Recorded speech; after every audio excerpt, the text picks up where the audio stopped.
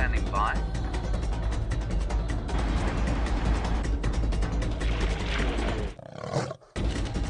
5, 4, 3, 2, 1. You are live, you are live.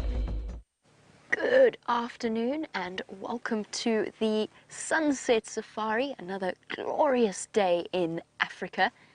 And here we have the most spectacular way to start out your journey this afternoon. 3 relatively lazy and relaxed female lions enjoying the last few rays of warmth before the evening starts to get a little bit cold. Don't forget that this is live, so what is happening here on your screen, what you are seeing, is happening right here in real life in the middle of the South African bush. Now, my name is Jamie and I'll be taking you on safari this afternoon, and I have VM on camera with me. So a very, very warm welcome to the kids at the Trevitt Elementary School. I hope you're enjoying this fantastic start.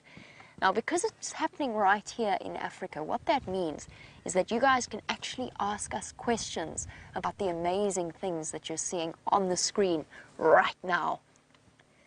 And let's just have a look back at our wonderful lions. Basically, how this works is that myself, well, I will be driving around, and Vim, who is the gentleman sitting on the back of the vehicle, he will show you all of the fantastic things that we have to see. He's quite camera shy though, so you might only ever see his thumb every now and again. And we have a gentleman called James sitting in the tent, and he's going to tell you all kinds of marvelous things about the smaller animals.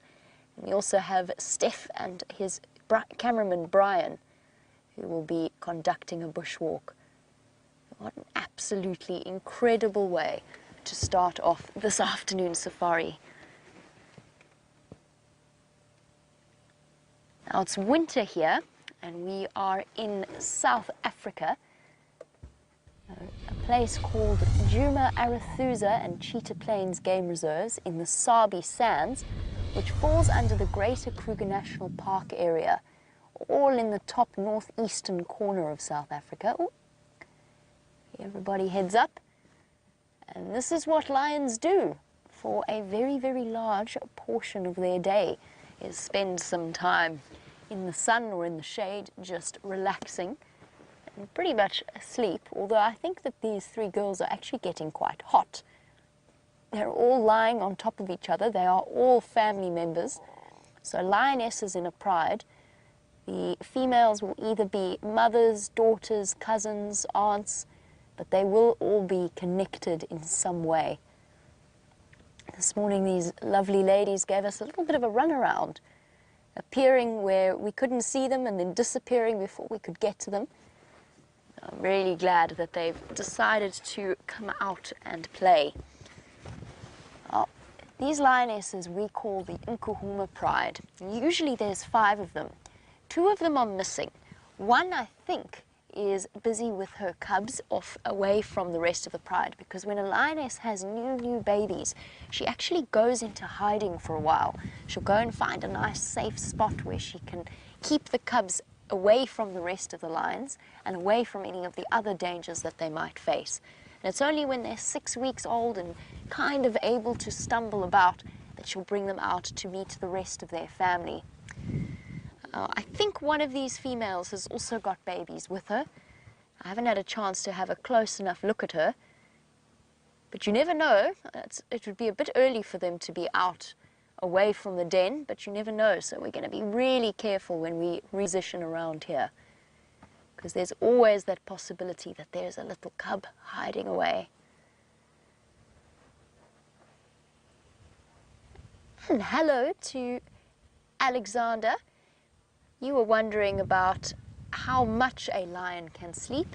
Well, the answer, Alexander, is a lion can sleep up to 22 hours a day if they want to, especially if they've got a big amount of food or a large amount of food. So if they've managed to catch a buffalo and are eating it, they can sleep pretty much most of the day, and they alternate between eating and sleeping.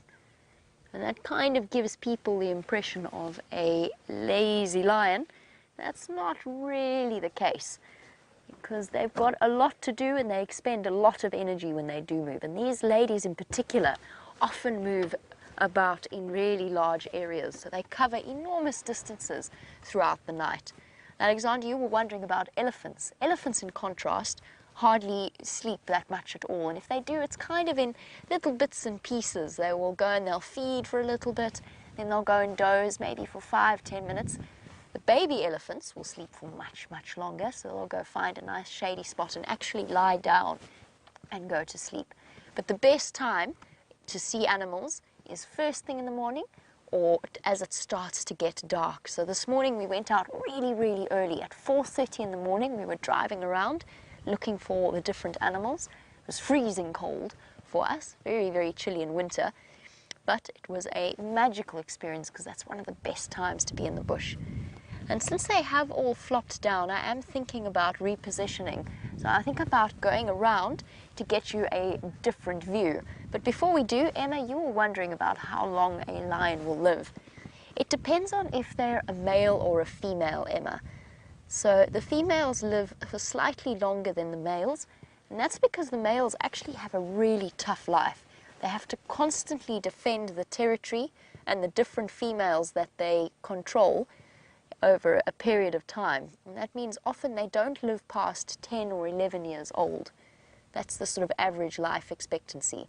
For the females, they can live a little bit longer, or paw in the air. They will live up to 13, maybe even up to 16 years old in the wild. The females live a little bit longer. So while we try and get a different view for you and maybe a view of their beautiful faces, let's head out to Steph, who is walking about on foot.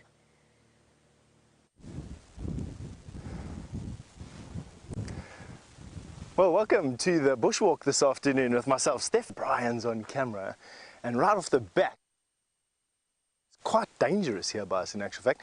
We just came around this termite mound that we're standing on, and we bumped into some buffalo.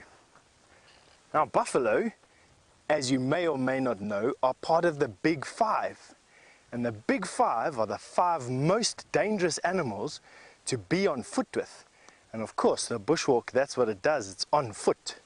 And now we are probably around about 100 yards or 100 meters from these buffalo.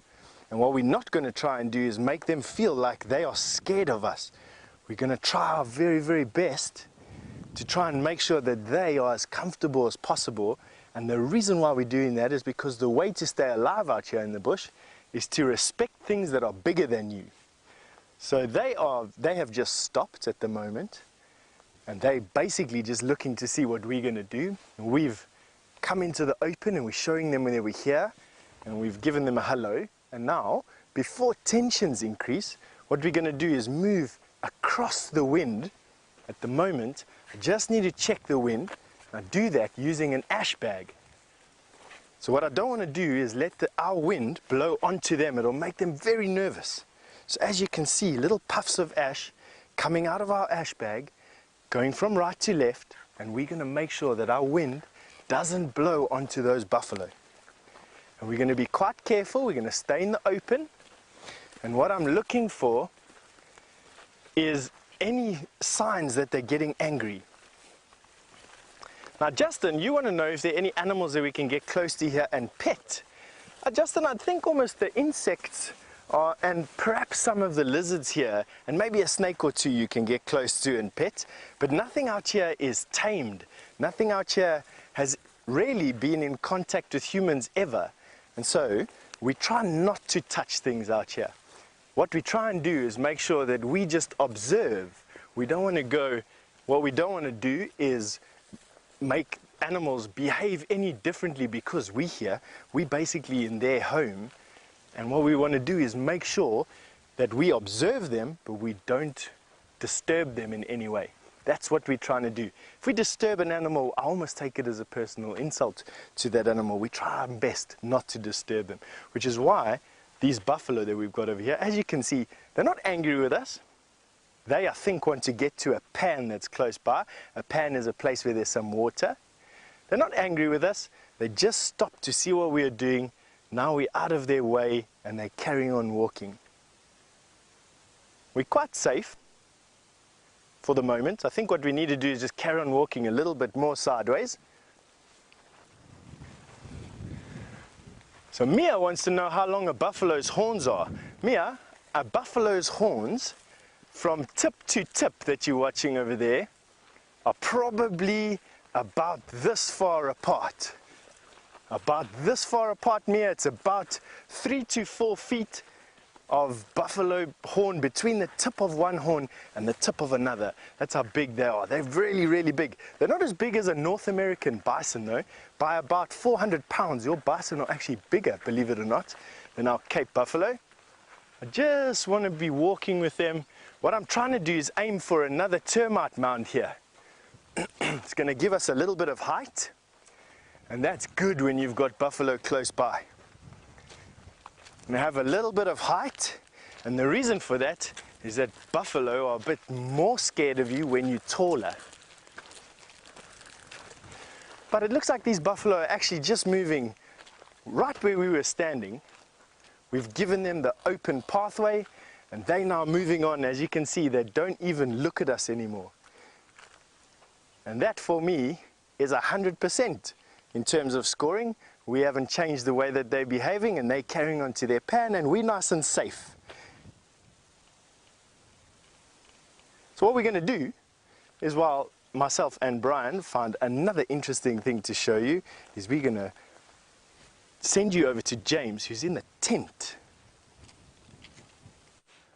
Good afternoon, everybody, and I know that you love to be in a tent because a tent is such a fun place to be when you're in the wilderness. And here we are, look around us here, lots and lots of bush everywhere, and we're in a very special tent because it's a bit like a museum as well.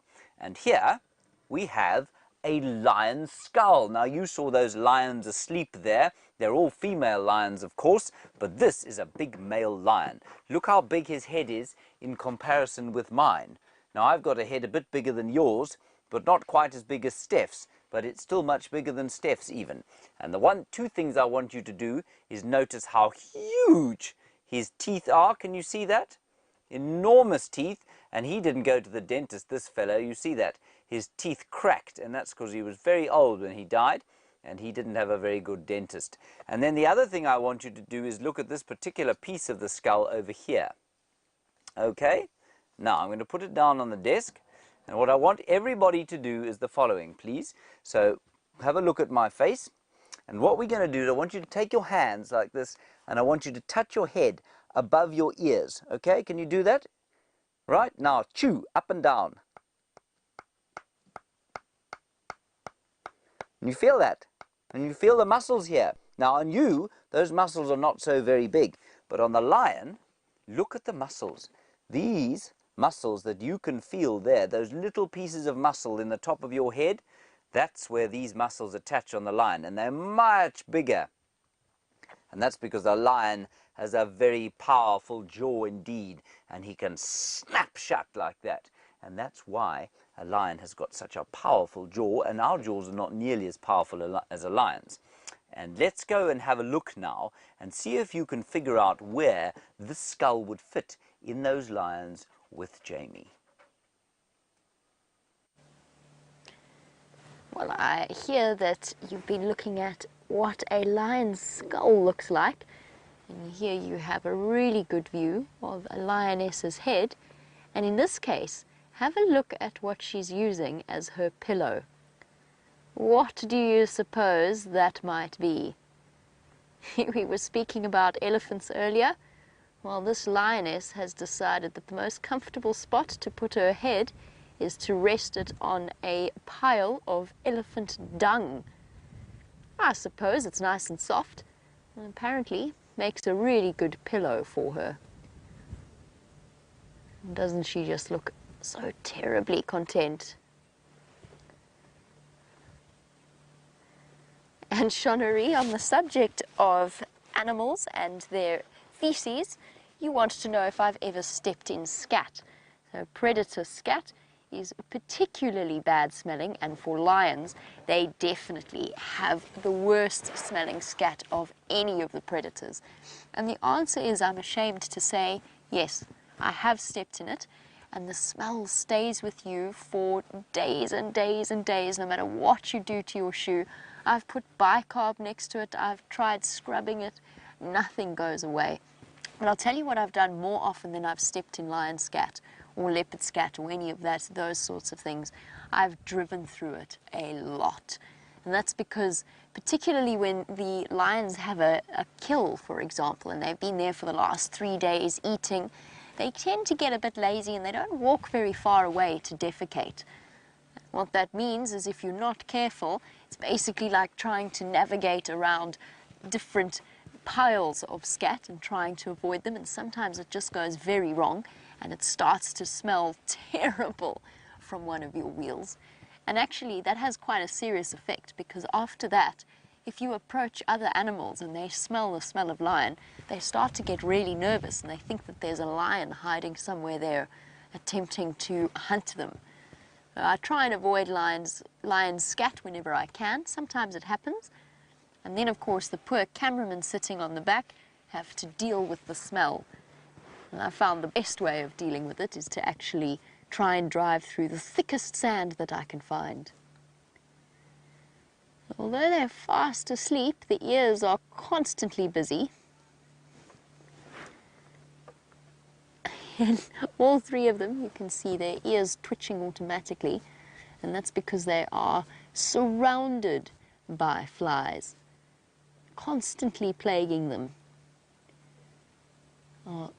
These are really clearly, while we're looking at their ears, really clearly lionesses, since they are completely lacking in manes. And there is no male lion with them at the moment. Now, usually we grow up to understand the lion dynamics as having a male lion in charge of a pride of females, and that's not actually the case. Now, Rion, you were wondering, do lion fathers leave the pride? And yes, sometimes. So the male lions in an area have a really important job. It's their job to defend a territory. And it's easier for 2 or 3 or 4 male lions to actually do that. And in this case, this area is controlled. Oh, somebody's got decided her pillow is not too comfortable. They've got to control an area. They defend a territory. In this case, there's 4 male lions guarding this particular spot. They're called the Birmingham Boys. But the male lions aren't just in charge of one pride. They're actually in charge of several different prides, different families of lionesses. So yes, they do leave the pride for a considerable period of time, often moving away and going off to mark their territories. But they do come back and they do play with their cubs and take care of their cubs, sort of, in a very abstract kind of way. Just bear with me 1 second. I'm going to finish off that answer, but I just need to let one of the other guides know that he can come and join us. Of course, you're more than welcome. You might have a better view if you go around to the road that leads to Gallagher Pan and then come approach the sighting from there.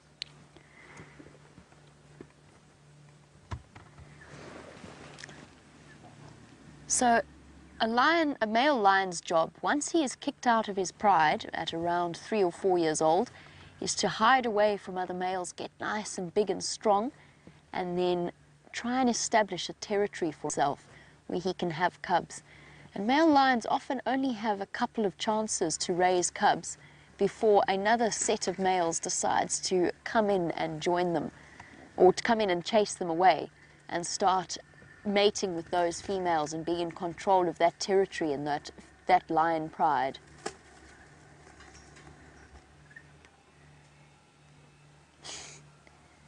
The females of a territory very, very closely bonded.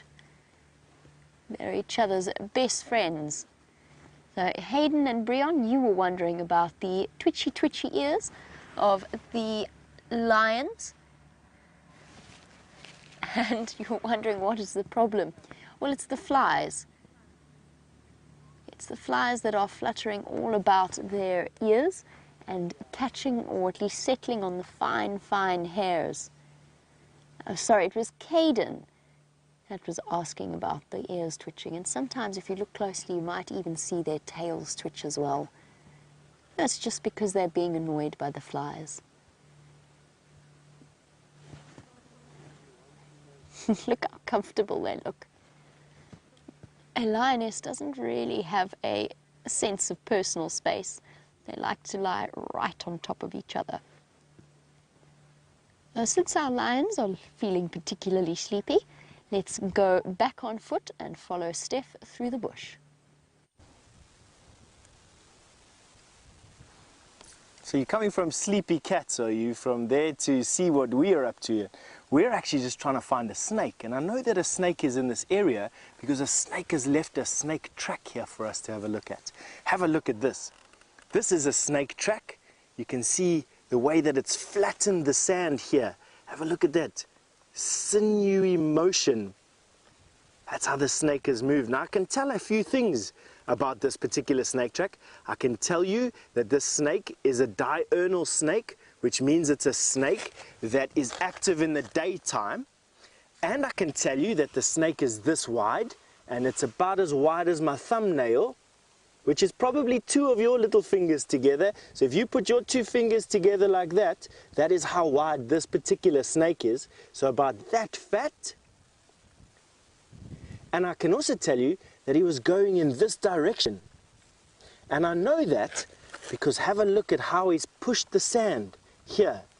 This little ridge he would have used to push his body in this direction. Don't forget, snakes don't have any arms or legs. And so he would have used his body to push up the sand, and then he would have made a circly motion like this and pushed the sand, and a circly motion like this. Oh, sorry. Like this, and pushed the sand, and like this, and then he struggled. That's why it's been flat here. And then right at the top, pushed the sand again. And now I'm going to step away and see if you can see the tracks that this little snake made when he crossed the road. Those are the tracks that I've just shown you. And then you can see the tracks on the top there, and then when he went off the other side. Now obviously Nora wants to know if I get bitten a lot. Nora, no, I don't get bitten a lot. And I make a point of not picking up snakes. If I don't know exactly what snake that is, I don't pick it up. And I think that's a good rule for you to follow as well. It's good to learn about nature, and it's good to be able to learn what snakes occur in your area, but you have to learn what snakes can bite you and cause a problem. And I don't pick up any snake that I don't know, and I particularly don't pick up any poisonous snakes here at all. So no, I haven't been bitten a lot, and I don't get poisoned a lot by snakes. I hope that answers your question good. All right, so what snake is this? This is the puzzle. So we know that it's as thick as my thumb, we know that it's active in the day, and we know that it is quite heavy. So this thick, quite heavy, and active during the day leads me to 3 snakes, only 3. It can be a black mamba, which is a very bad snake, or it can be a vine snake, or it can be a boomslang, a boomslang as we call it here. Those are the 3 snakes. One of the 3 has made this track here. I don't know which one, we'd have to find the snake to do that, but definitely one of those 3. Now the best way for us to see if we can see the snake is to follow its tracks. It's called tracking. And what we're going to do is we're going to walk along its tracks. Now snakes are scared when they're in the open. And have a look at this big bush here. This big bush is the most likely place for that snake to hide. And you can see it's got the most beautiful leaves. And he or she would have crawled up into these branches, probably gone into these leaves here and moved through the canopy that way. So what we're going to do is we're going to snoop through this canopy. A canopy is these leaves that you see here, and we're going to see if we can see a snake that is as thick as my thumb and about that round, and probably, let me say, probably about this long. If I judge the depth of those tracks, they were this deep. It's going to take a heavy body to do that, probably about this long, which is quite a big snake, hey? So we're not looking for a small snake. Now a good question to me right now would be, am I scared? And yes, I don't really want to put my face into these bushes when I'm looking for this snake, but does that stop me from wanting to learn what it's doing or learn about the snake's behavior? No, I'm just being cautious. I'm just being careful. So what we're not doing is stepping where we can't see, and we're just being careful about where we look and where we put our faces and where we put our hands. Right. Now, that track was pretty fresh, but it doesn't necessarily mean it was made right now. And while we look around this area to see if we can see that snake, James has got a lion claw to show you. I have got many weapons from the lion to show you. Now, of course, the lion has got two main weapons, and this is one of them. This is a claw here, everybody. You can see there, a vicious claw. And I'm going to turn it slowly round. And you can see that it's very, very sharp. Let's bring it out from behind there, then you won't have to look at the screen as well. That's better.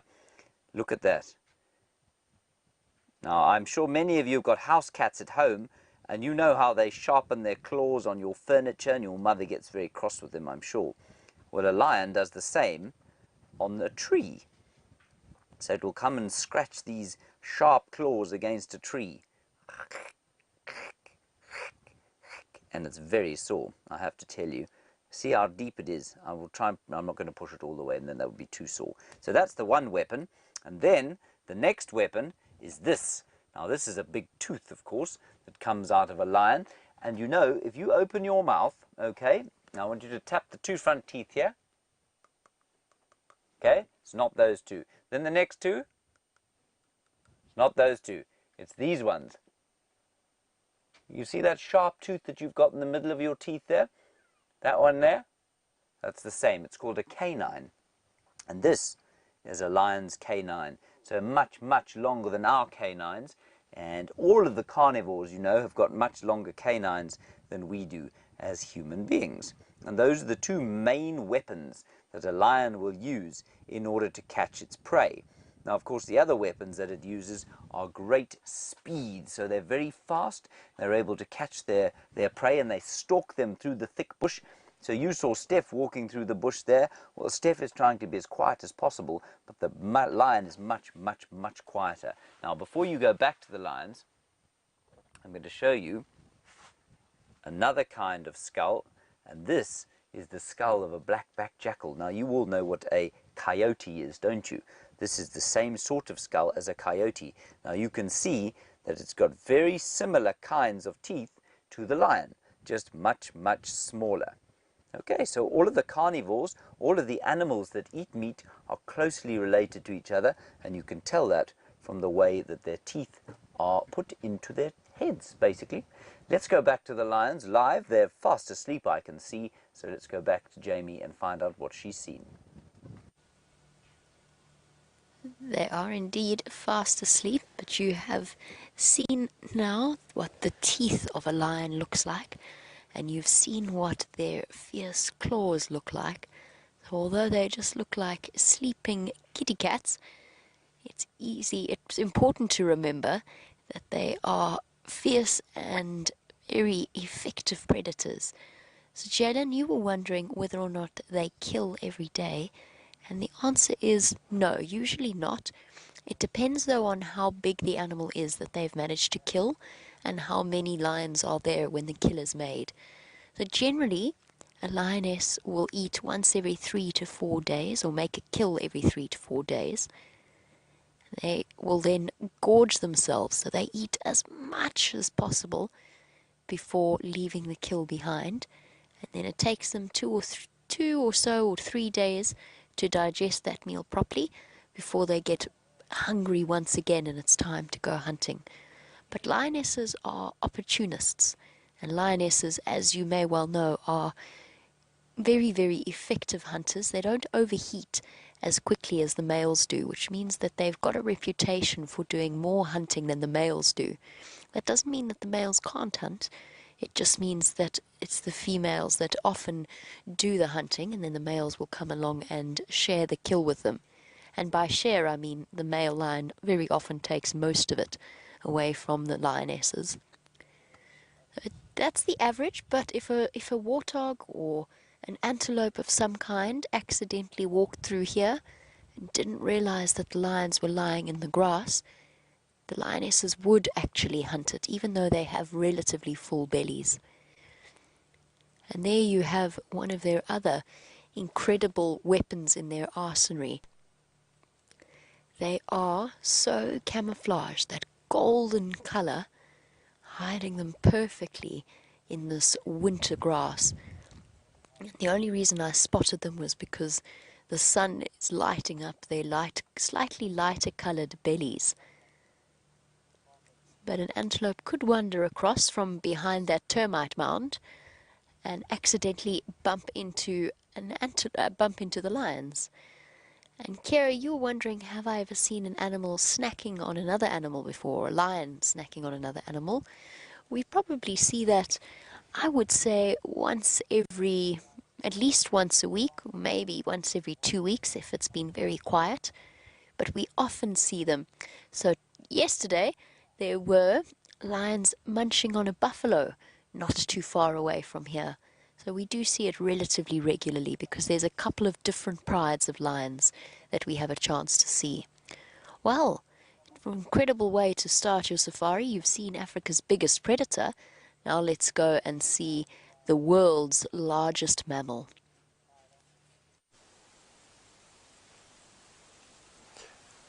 We've got some elephants on foot here for you.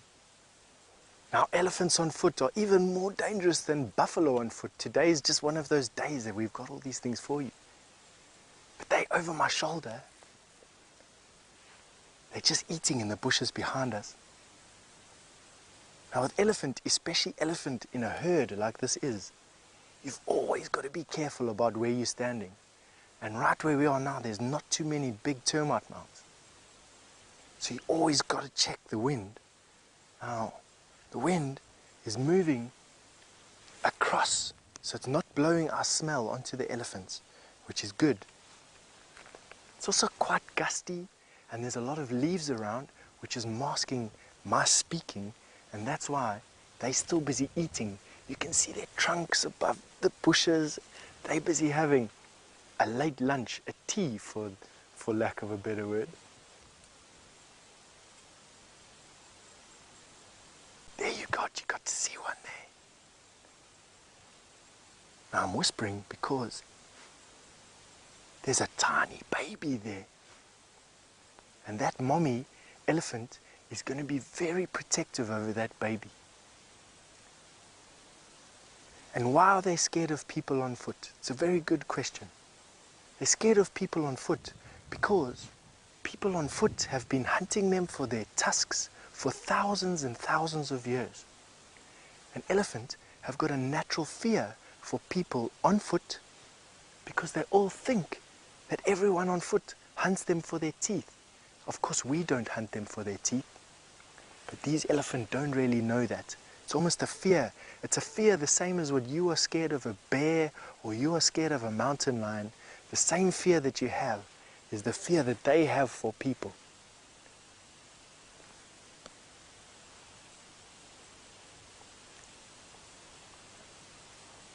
Victoria, their tusks can be as long as I am, even longer. The longest tusks recorded are this tall. Those elephants, their tusks are about this long. So from here all the way to the floor.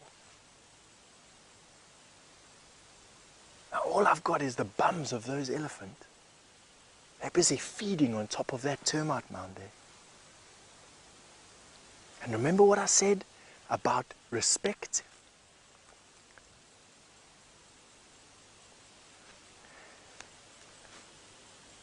Minimum, or about respect, what we want to do is we don't want to let our presence here stop them eating. That's just us respecting their space. But Nora's asked me a nice question about their minimum and maximum weight. And I'm gathering you asking that about males and females, Nora, because obviously baby elephant weigh all the same, and they weigh in at about 100 pounds. They're busy moving off now. But male elephant are almost double the weight of female elephant when they're at their maximum weight there, Nora. And we're looking at a full-grown male elephant weighing about 12 to 13,000 pounds. Isn't that amazing? And a female elephant weighing in at about 5 to 6,000 pounds. That's as much as the car that your mom drives you to school in. That's as much as that car weighs. Can you imagine? Now those elephants have gone behind the bush, and I don't really want to go and look for them there. Now, Kayla has asked me a question. How old is an elephant when it begins hunting? Kayla, elephants only hunt bushes, and they will hunt bushes from as young as a couple of months old, around about 6 months old. These elephants are putting bushes, trees, grass into their mouths. They don't eat any meat, unfortunately, Kayla.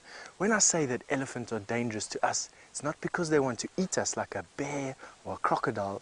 It's because they're scared of us. They fear us. And because they fear us, they want to chase us away.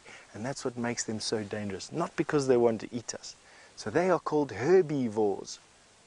And herbivores mean that they eat just herbs, herbaceous things, grass and leaves, very unlike the carnivores that Jamie's with. And on that note, I think Jamie wants to give you an update on her carnivores.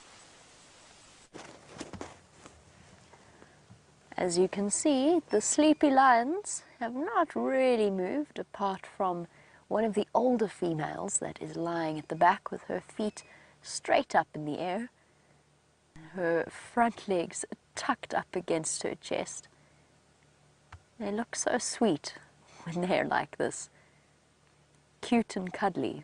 It's always important to remember that they absolutely are not.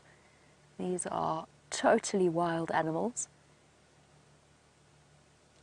I've encountered these lionesses a few times just while I've been out walking, whether I've been looking for them or not. And it's very clear that they are totally wild. They won't attack humans. We're not on their menu. Lions have not evolved to eat us, but they do generally get up and move a little way away or make themselves more comfortable, or a more comfortable distance from you. They just look like a bundle of limbs and heads resting on shoulders. The perfect way to spend a Thursday afternoon for these lionesses. And I think it's the one in the middle that has cubs. I'm not 100% sure. But if it is, then this might be one of the first times that she's been reunited with her family since she had her babies off in the middle of a secret place somewhere. Oh, I have a quick scratch to behind the neck.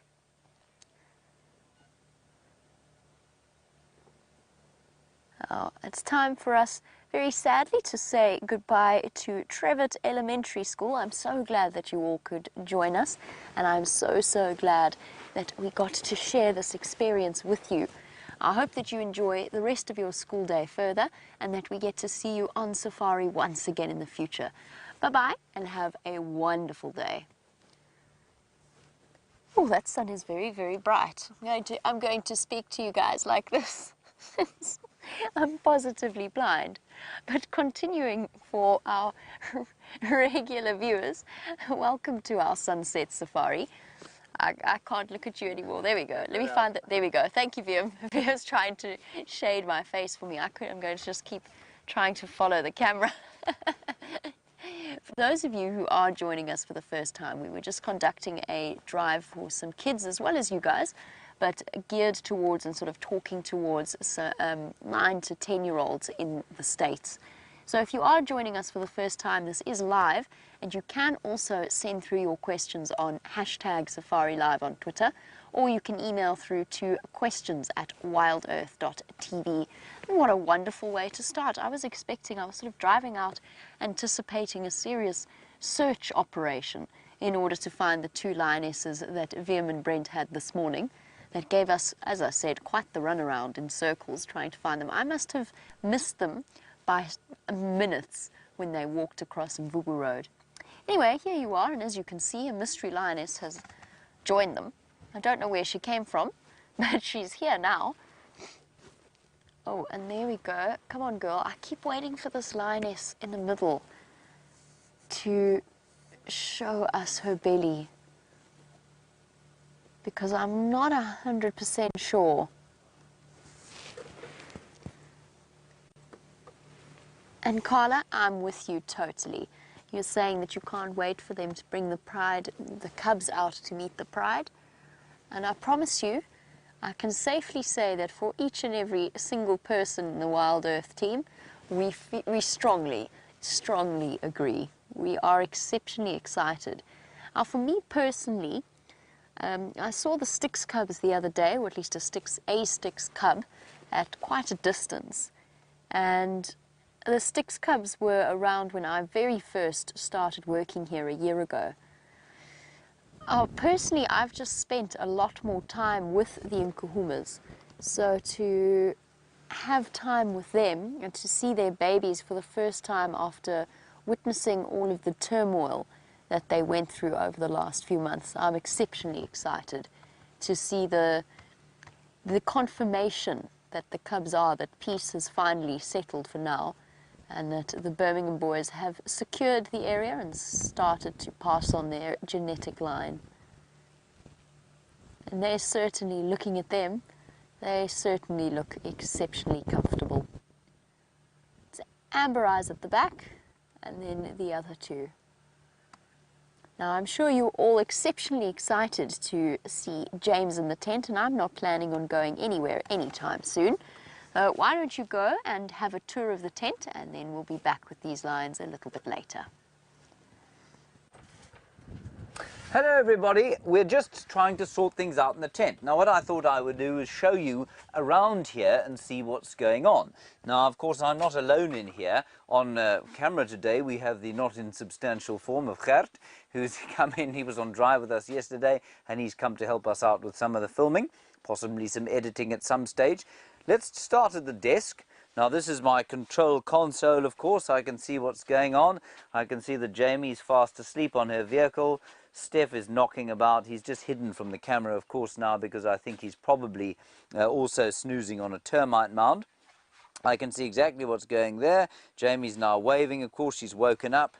Steph is also, no, he hasn't done anything. Here is where I will be able to sort of talk to the final control if we need to send questions from you guys and where they don't have radio. Here is a collection of books, which is sort of decorative, but I may consult one or two from now and then. And then here is the kind of museum piece. And we're hoping to make this quite a lot larger over the course of the next little while. We are, oh dear, there's big banging going on here. We're hoping to go and fetch a whole lot more samples from various places.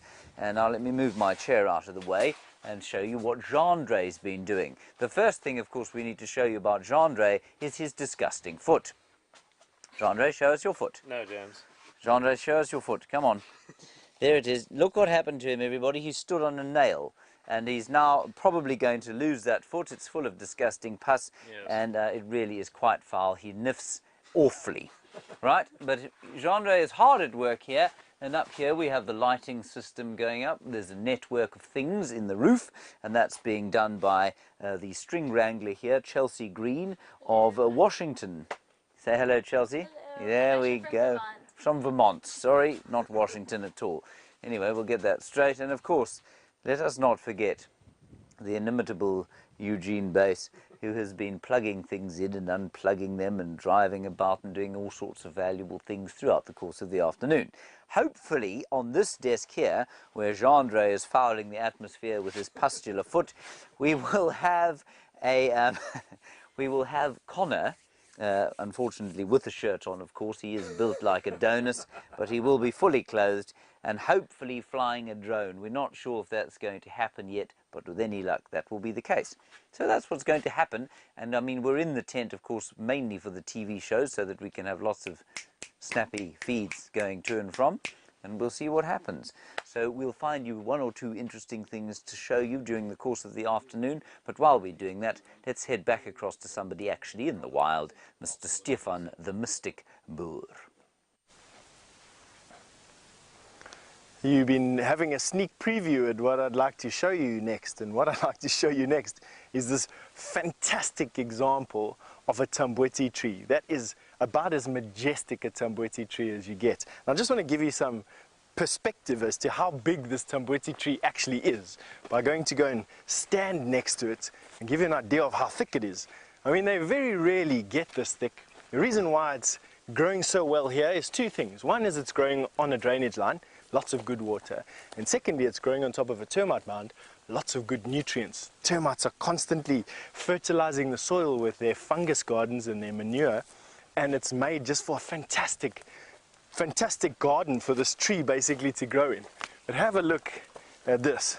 It's easily, I'm 6 foot tall, so you can see that this is many times my height. I'm not even going to guess at how big this actually is, but it's probably in the region of about 10 meters maybe, which is about 10 or 11 yards up into the sky, and a massive girth. I mean, that's a 6 foot girth. It's quite a nice, let's say, test to do. You're generally as tall from your toes to the top of your head as you are far from your finger to your finger. So if we take that, I'm 6 foot tall. This is a 6 foot girth, and there's definitely space to spare there. Have a look. Definitely another, feels like 3 or 4 feet to spare. Now, for those of you who this is just a tree and enjoy putting some monetary value, this is one of South Africa's most treasured hardwoods. And the other day I did some research as to exactly how valuable this is today. And on today's market, we're looking at about 350,000 Rand per cubic meter of this wood. Now, a cubic meter is probably that much wood. A cubic yard or a cubic meter.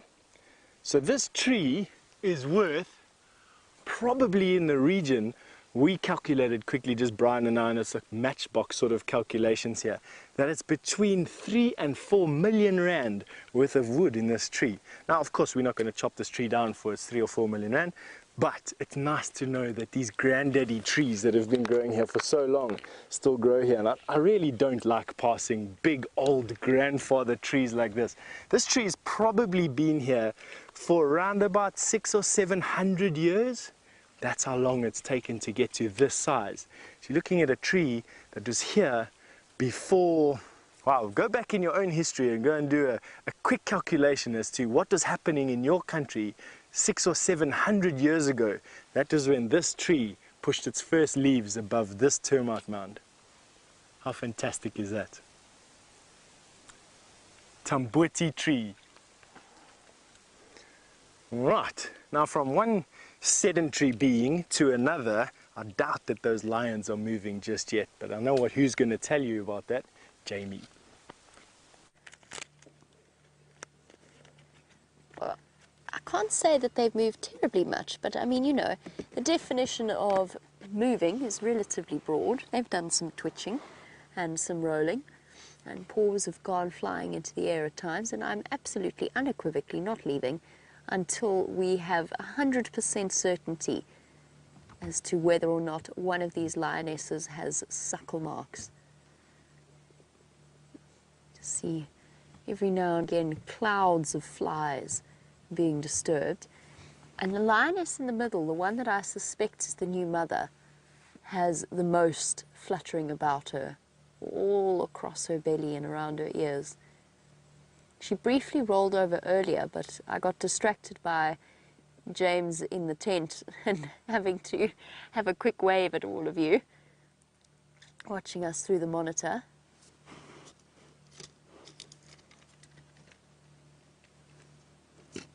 There you go. Every now and again you can see the fluttering of the eyes and the ears.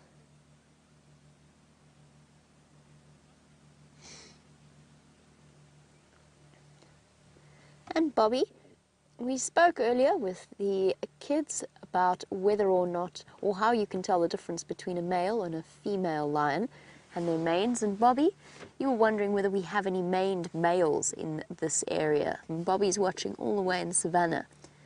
No, not that I've ever heard of or has ever been recorded in this particular area. That maned female in Botswana, who's had quite a lot of research conducted into that bizarre occurrence, is it's a genetic abnormality that is even rarer than the recessive white lion gene. So that leucistic gene that is passed through some prides of lions and some generations of lions. There's an orange on my dashboard that I completely forgot about. Let's just pop that over there. I was using it as a rest so that I could take a picula. Been trying to practice James's photograph technique using my binoculars, but I kind of forgot that my makeshift sandbag was still on the dashboard. Sorry. So Bobby, not that I've ever heard of. She's very interesting, that main lioness, because it's such a strange thing to have happened. Oh goodness, blind pile. Oh, let me find a comfortable position for my paw. You're definitely, a lion with personal space issues would have a very tough time of things out here. They're very, at times, very cuddly animals. With each other, that is. You definitely don't want to go and cuddle one of these lions yourselves. Look at her, she's got her paws wrapped around. One is cushioning the lioness's head and the other is wrapped around her neck. Very comfortable embrace. And at this point it's actually quite tough to work out where one lioness begins and the other ends, or there one lioness ends and the other begins. There's just a tangle of limbs all over the show. And to be honest, I'm not quite sure what's happening at the back there. Don't quite know whose leg is whose. Oh, there we go, got a bit more clarity. Just going to casually kick you in the belly. And look, you can even see their claws a little bit.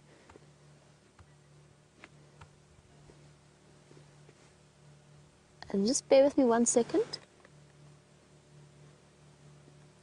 I was just getting an update on the Game Drive channel as to the position of the Birmingham boys.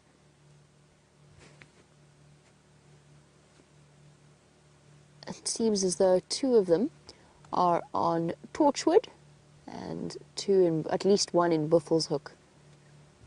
Oh, he's stretching out their feet. And don't they look absolutely stunning in this afternoon light? Really taking on the rich gold.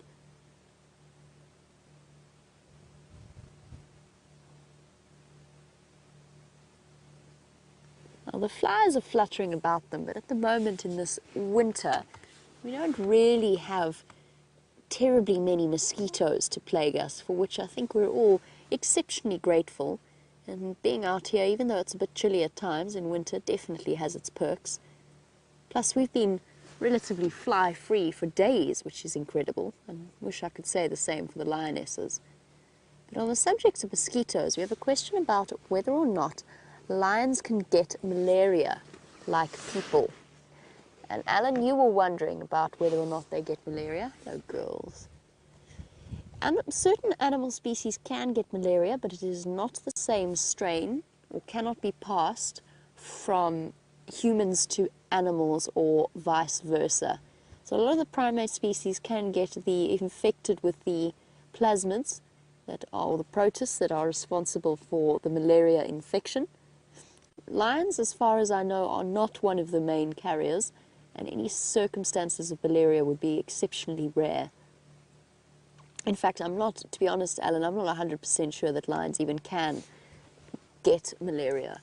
I know that certain animals can, but it is rare. And a lot of those will be birds and bats, a couple of rodents, maybe some of the antelope species.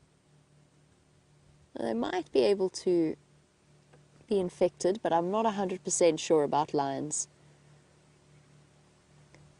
Well, since the lionesses are looking so incredibly comfortable, but our lioness in the center has not yet rolled over to reveal her belly, let's head over to Steph, who's got a fascinating study in the flora of the area.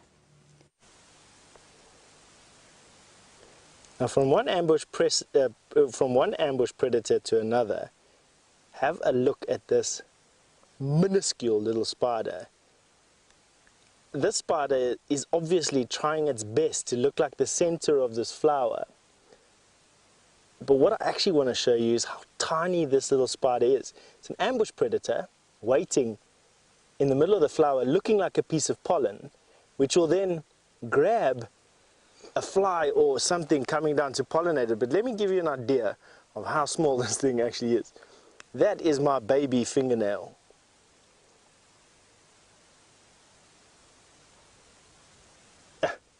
That is my baby fingernail, by the way. I know it's filling your screen now, looking like something out of...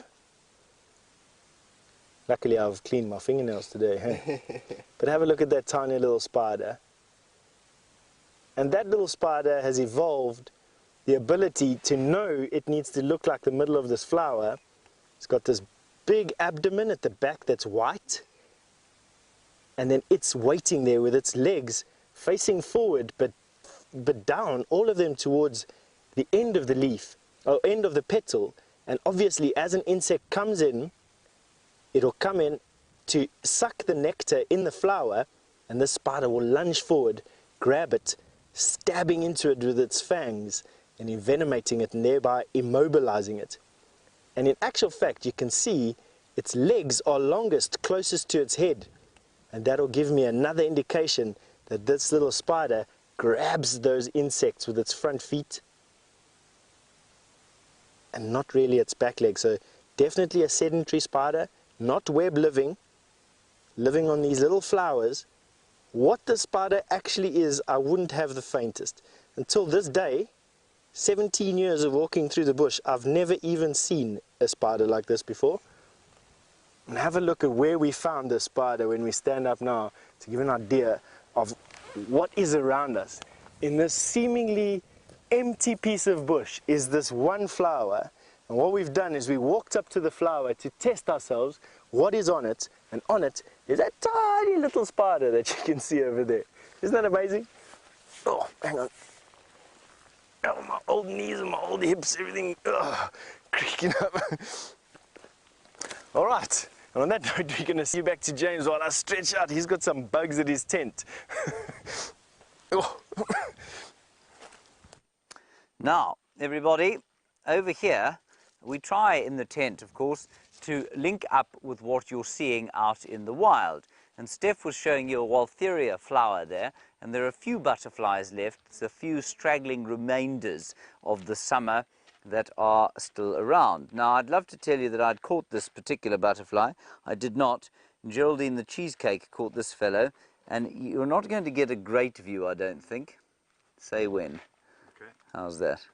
So I'll just open my fingers a little bit and see him come out. Did you get him at all? That's called a scarlet tip, everybody. And they are eating, well, you might actually, you can still see him there. I don't know if you can see him there. Probably not. Anyway, he's eating those Waltheria flowers that Steph was showing you, and those are some of the last flowers that there are around here. We've seen a couple of the yellows eating them, we've seen a few of the blues eating those Waltheria flowers, but otherwise there's not much left for them. And you can see that that fellow's wings were starting to lose their scales, he's starting to lose his luster as the season has lost its luster and we go into the middle of the winter time. Anyway, that's the story with the butterflies. Now let me get back into the tent. Excuse me. Get out of the way, Hoppy. Disgusting. Now apparently there's a question coming through, but I'm losing it, I'm afraid. Are you getting that? No. No, Kirsten, I'm afraid not. Not coming through. Let's try channel number 1.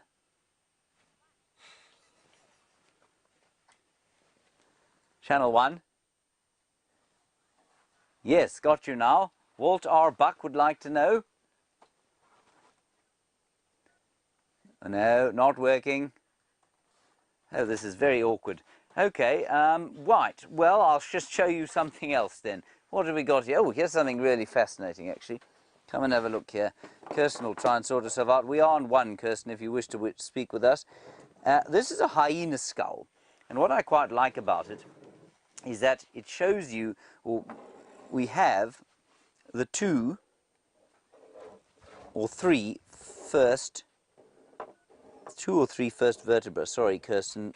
Are animals capable of what? Ah, there we go. Walt R. Buck, while we have a look at this rather phobic animal, you want to know if animals are capable of having phobias. Well, no, I wouldn't think that they are, really. I think that you'll find that a lot of the psychological disorders that plague human beings have been kind of, a lot of them are genetic, we know, and they remain within the population because it doesn't affect our ability to breed necessarily. But if you happen to be a paranoid schizophrenic impala, you are unlikely to make it to the point where you're actually able to breed. And I mean, I know that might sound a little bit frivolous and facetious, but it's completely true. So if you happen to be an impala and you have a phobia against spiders, there'd be a good reason for having a phobia against spiders. I suppose it's possible, but I think that you'd probably freak out quite a lot if you were living out here and you had any kind of phobia. So let me modify my answer and say I don't think it's possible. I think it's highly unlikely, but it's not impossible. Right, now, have a look here. This is the hyena skull. This little piece of the skull here is called the occipital condyle. The only reason I'm telling you that is because I know it, and I'm hoping that you will be deeply impressed by the fact that I know that this is the occipital condyle. And the occipital condyle fixes into the atlas. Now the atlas is C1, and all mammals have got 7 C vertebra, or cervical vertebra, neck vertebral, and look how it fits. See how beautifully it fits in there? And it articulates. And articulates means it turns. Now, I know this is a hyena, but you can see that it turns at 90 degrees in much the same way that your atlas joint joins with your very own occipital condyle. I don't have a human skull with me, so I can't show you that. It's probably a good thing.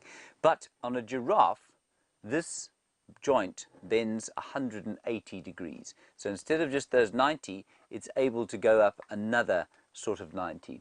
And that's to give it extra reach. And I've always wanted to show somebody that, and I've never really known how to until this very day. Now, lions are still sitting, well, they're still doing what lions do best, basically. They're lying about, doing nothing. Let's go and have a look. They are indeed lions lying about. However, I'm somewhat reluctant to leave them because it is starting already to get a bit cool. So there's a good chance the Nkumas don't always lie upright until the sun starts to set. And I fear in this particular clump of vegetation that if they were to get up and start moving, if we did leave, to find them again would be something of a tricky exercise, to which Wiem and I think Brent can attest from this morning, where we headed back to the fireside just to conduct some rehearsals and then set out to find them once again, and they had completely disappeared, only to emerge now in clear view on a termite mound. But I do feel as though if we could stay with them for as long as possible, it would be ideal. You can see they're still being plagued by flies. All of those dots around her shoulders are flies, the ears are constantly twitching, and a moment ago the lioness on the right actually, I think, inhaled one and went through a series of sneezes in order to remove it from her nasal passages. The shade is starting to encroach. It's already got to Wiem and myself, and it's almost at the point where it's going to cover the lionesses, and then we shall see whether or not they decide to start moving. Oh, so comfortable. Winter's such a lovely time if you're a lion. You don't overheat. You can curl up with the rest of your pride for warmth. I can hear some elephants cracking branches in the distance as well, and that's another reason why I want to try and stay with these lionesses.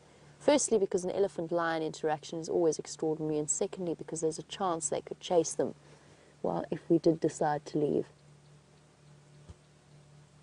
Her eyes twitching in response to those flies moving on her face.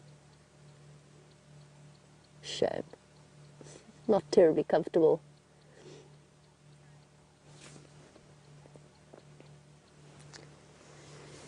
And James Richard, on the subject of lion diseases, we spoke about malaria earlier, and I said I wasn't 100% sure if lions carry it, but I think that there's a possibility. You want to know if they can get a feline distemper, similar to, if not even the same as a domestic house cat. And yes, they can. They can get feline distemper. They can also get what is known as FIVs, so feline immunodeficiency virus, similar to the human HIV virus. Well, they can get that as well. Luckily for us, I don't think at the present time there is too much in the way of a problem with the transmission of those sorts of diseases from domestic animals like stray cats or dogs. As you know, the canine distemper has had a devastating effect on a wild dog pack in the Lower Sabi area of Kruger National Park, resulting in the loss of an entire pack. So that is something that has spread a bit more quickly than a feline distemper. But lions, as true feeders, as true cats, can get it. Far more risk, or the higher risk, however, is from something similar to the rabies virus. The rabies virus is probably their greatest risk in terms of diseases. Well, some of you may have seen the update on the lions from Manuleti that had ended up catching and killing a rabid leopard, or a sub-adult male leopard that was carrying the rabies virus. And they were, because it was caught early enough, they were treated for it. Now there's some argument that the larger cats actually have a degree of resistance to the rabies virus, that they can act as passive carriers in a similar way to animals like bats. They're not being physically affected by the symptoms of the virus themselves. As I said, it's something that hasn't been conclusively proved either way. They can get rabies, but it's unknown what degree of resistance they might have to it.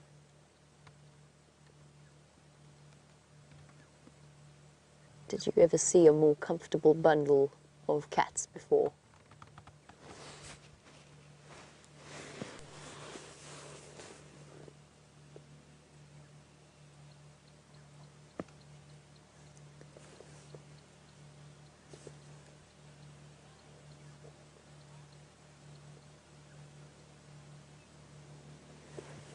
Bill, you were wondering about the presence of the flies and why they are attracted to the lionesses.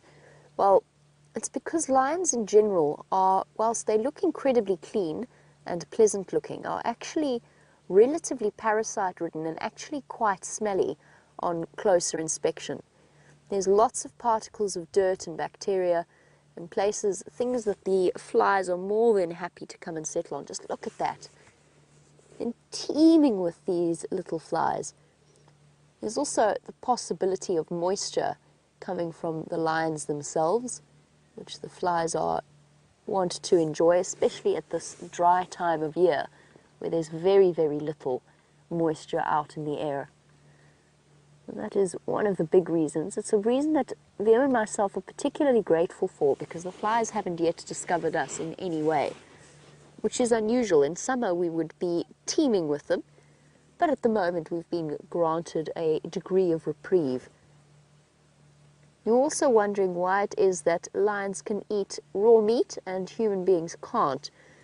Well, there would have been a time when the ancestors of human beings would have been able to. I mean, they've built up an immunity from a very early age. They've got antibodies and a digestive system that is built to cope with raw and rotting meat, and lions will eat the most incredibly unpleasant and rotten carcasses without any ill effects. Sometimes they get a bit queasy. They might have an upset stomach for a day or two, but for the most part their digestive system far more robust than ours, and their immune system in that sense far more robust than ours. So that is the way in which they manage to cope.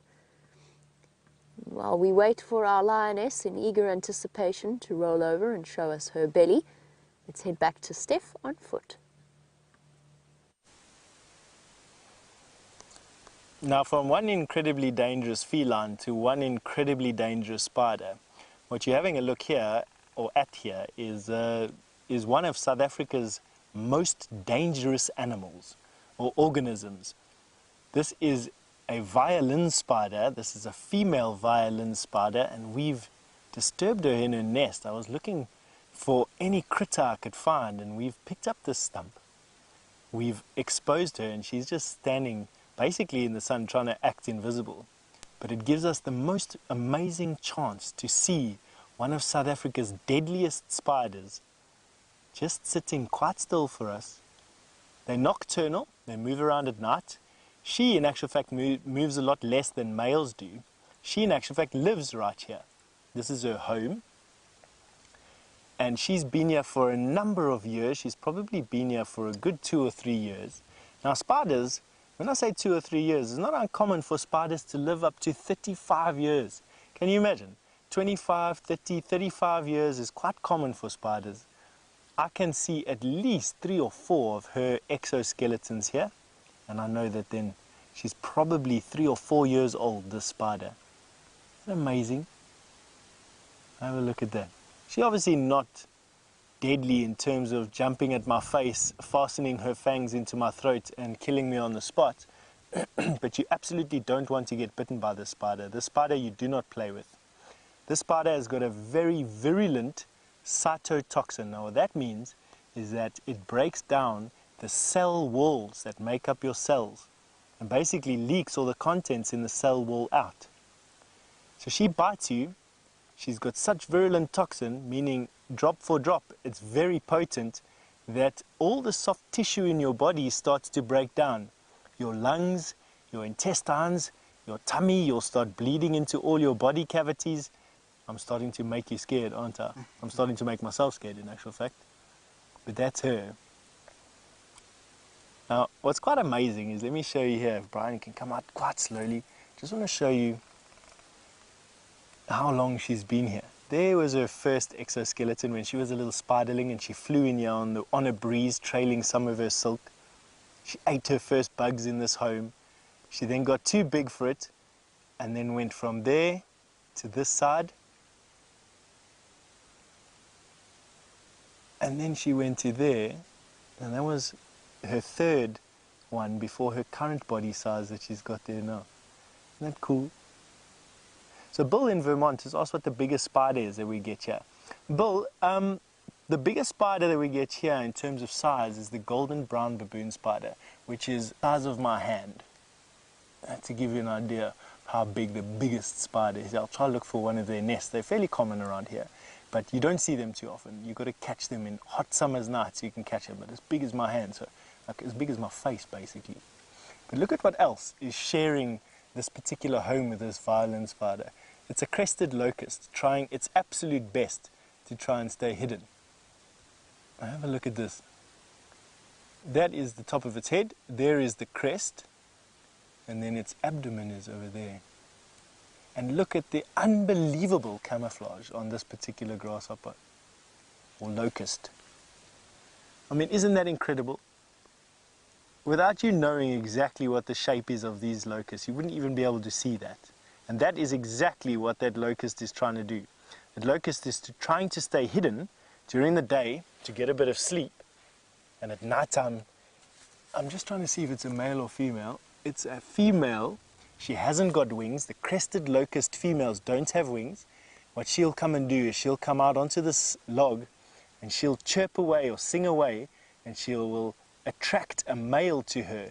And the males have got wings, and the males will fly around and listen for this chirping and then come and join her, mate with her, and she'll make some eggs when she needs to in an oothika under the ground, and then her little locust babies will hatch and she'll carry on. They are vegetarians, they eat grass, and obviously with a tough exoskeleton she's in no danger from this spider.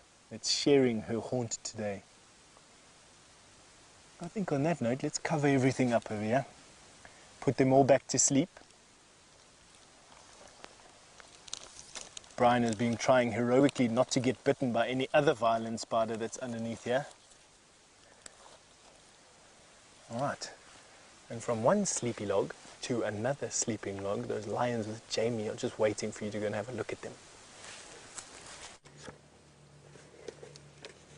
Surprise, surprise, the lionesses have barely stirred themselves. And yet, our lioness in the middle remains a mystery to us for now. I think that if we haven't got a view in the next sort of 10 minutes or so, we might reposition and try again from a slightly different angle. Although, like my luck, what she'll do is she'll just roll over as soon as we get a little bit closer. It's lovely to see the three Nkuhumas again together.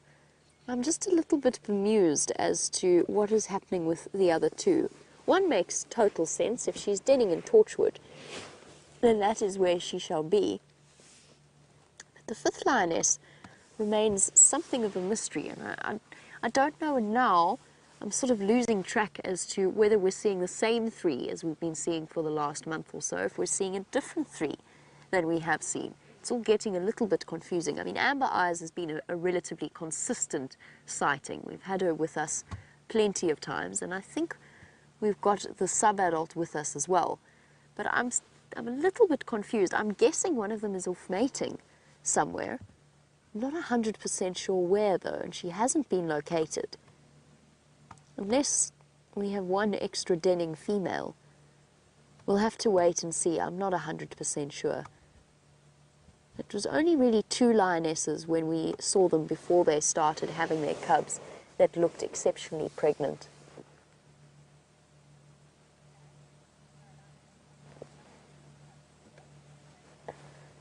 Nisa, for the lioness with cubs, you were wondering what predators would be able to get into the drainage line and be a threat to her cubs, and what kind of precautions, if she could take any, might be adopted. Well, Nisa, for a lioness, there are maybe slightly less in the way of threats for her cubs. One of the biggest will be hyenas. They have a tendency to be very curious. They also have the occasional tendency to actually follow lions when they see them go out and hunting. So she'll be very careful that she isn't followed back to the den site. She has to leave them. She has to go and eat. She's just got to be extra vigilant when she exits or enters that area. Leopards are also another potential threat. A leopard will kill a lion cub if the mother is not in attendance and they've managed to find them. And what she does to try and sort of mitigate that risk is to keep the den very clean. Lionesses occasionally eating the scat of their own offspring and constantly licking them and then moving them before the smell can build up too much around the den site, so that it's harder to locate those cubs. And the instinct of the cubs is incredible to witness. Now, a lion cub, when faced with a threat without the guidance of its mother, will actually, sorry, I thought I heard an elephant, will actually try and remain as quiet and still as possible. Sometimes they get confused and they give away their position because they start to contact call. But often what their instinct to do, you've kind of seen it with Karula's cubs, that they've got that instinct as soon as they're faced with a threat, instead of running towards their mother to hope that she will protect them, they go running up into the trees, which is exactly what they need to do in terms of survival. For the lion cubs that are not really as gifted in terms of their climbing skills, and also they're much, much younger, they're going to try and hide in the densest vegetation they can. Snakes are also a risk, although that is relatively rare. Birds of prey, but again, it's dense vegetation, they'd have to spot them first. And then, as well as those things, there's also the presence of buffalo in this area. And there are plenty of recorded cases of buffalo singling out and crushing lion cubs. Kind of, I guess, in a way that if they kill them whilst they're small and defenseless, then they will not be a threat to them in the future. That must be the logic and the reasoning there. It's a difficult time.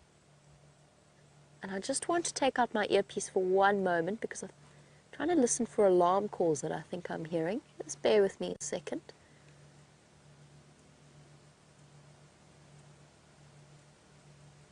Might just be impala rutting in the distance They're coming to the end of their rutting season, but a couple of them are still vocalizing their dominance.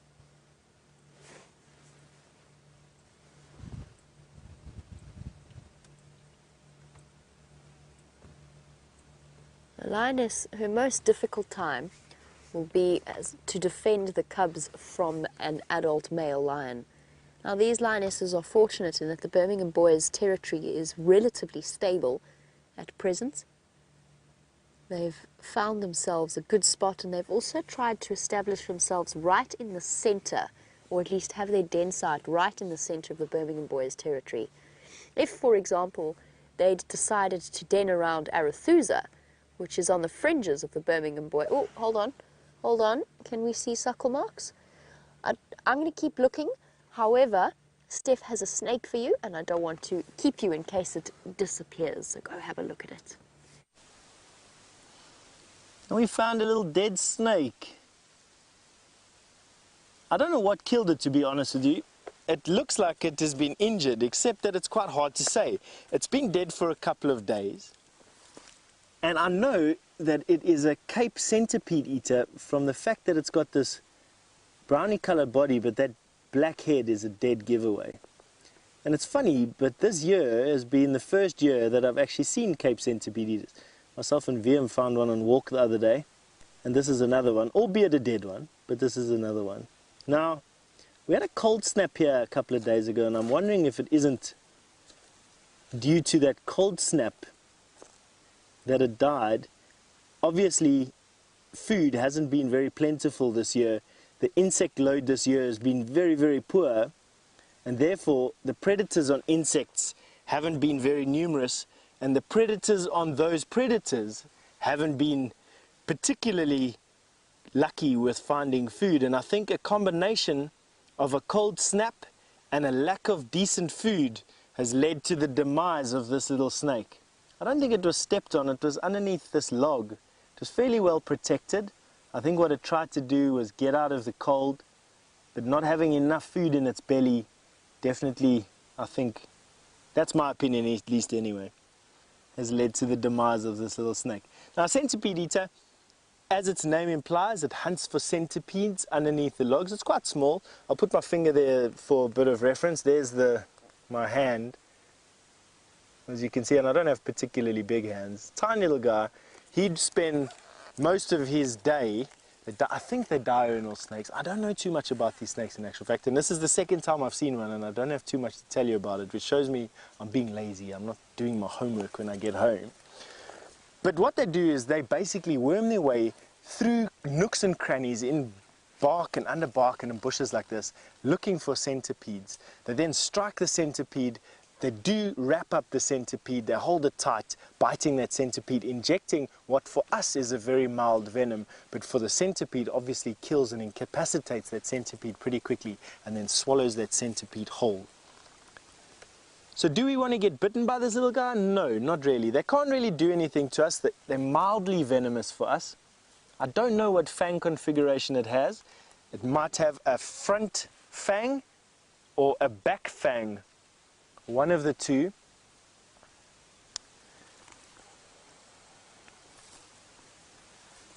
And Alan, all the way from New Zealand, has asked me, is there a reason why we don't see much of the African rock python?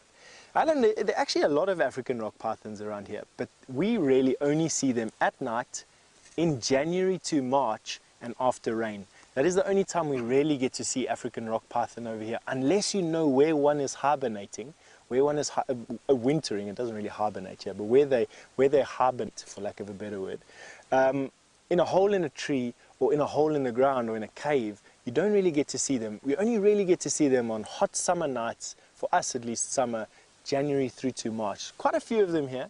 The numbers are dwindling outside of protected areas. Quite a few of them here though. But anyway, back to this little centipede eater. We're going to put him back where we found him. The reason why I do that is nothing in the bush goes to waste. So what I'm going to do is pick him up. I don't want to touch him. I don't know what killed him, so I'm being quite careful. You can see he's relatively stiff already. And I'm going to put him back where I found him.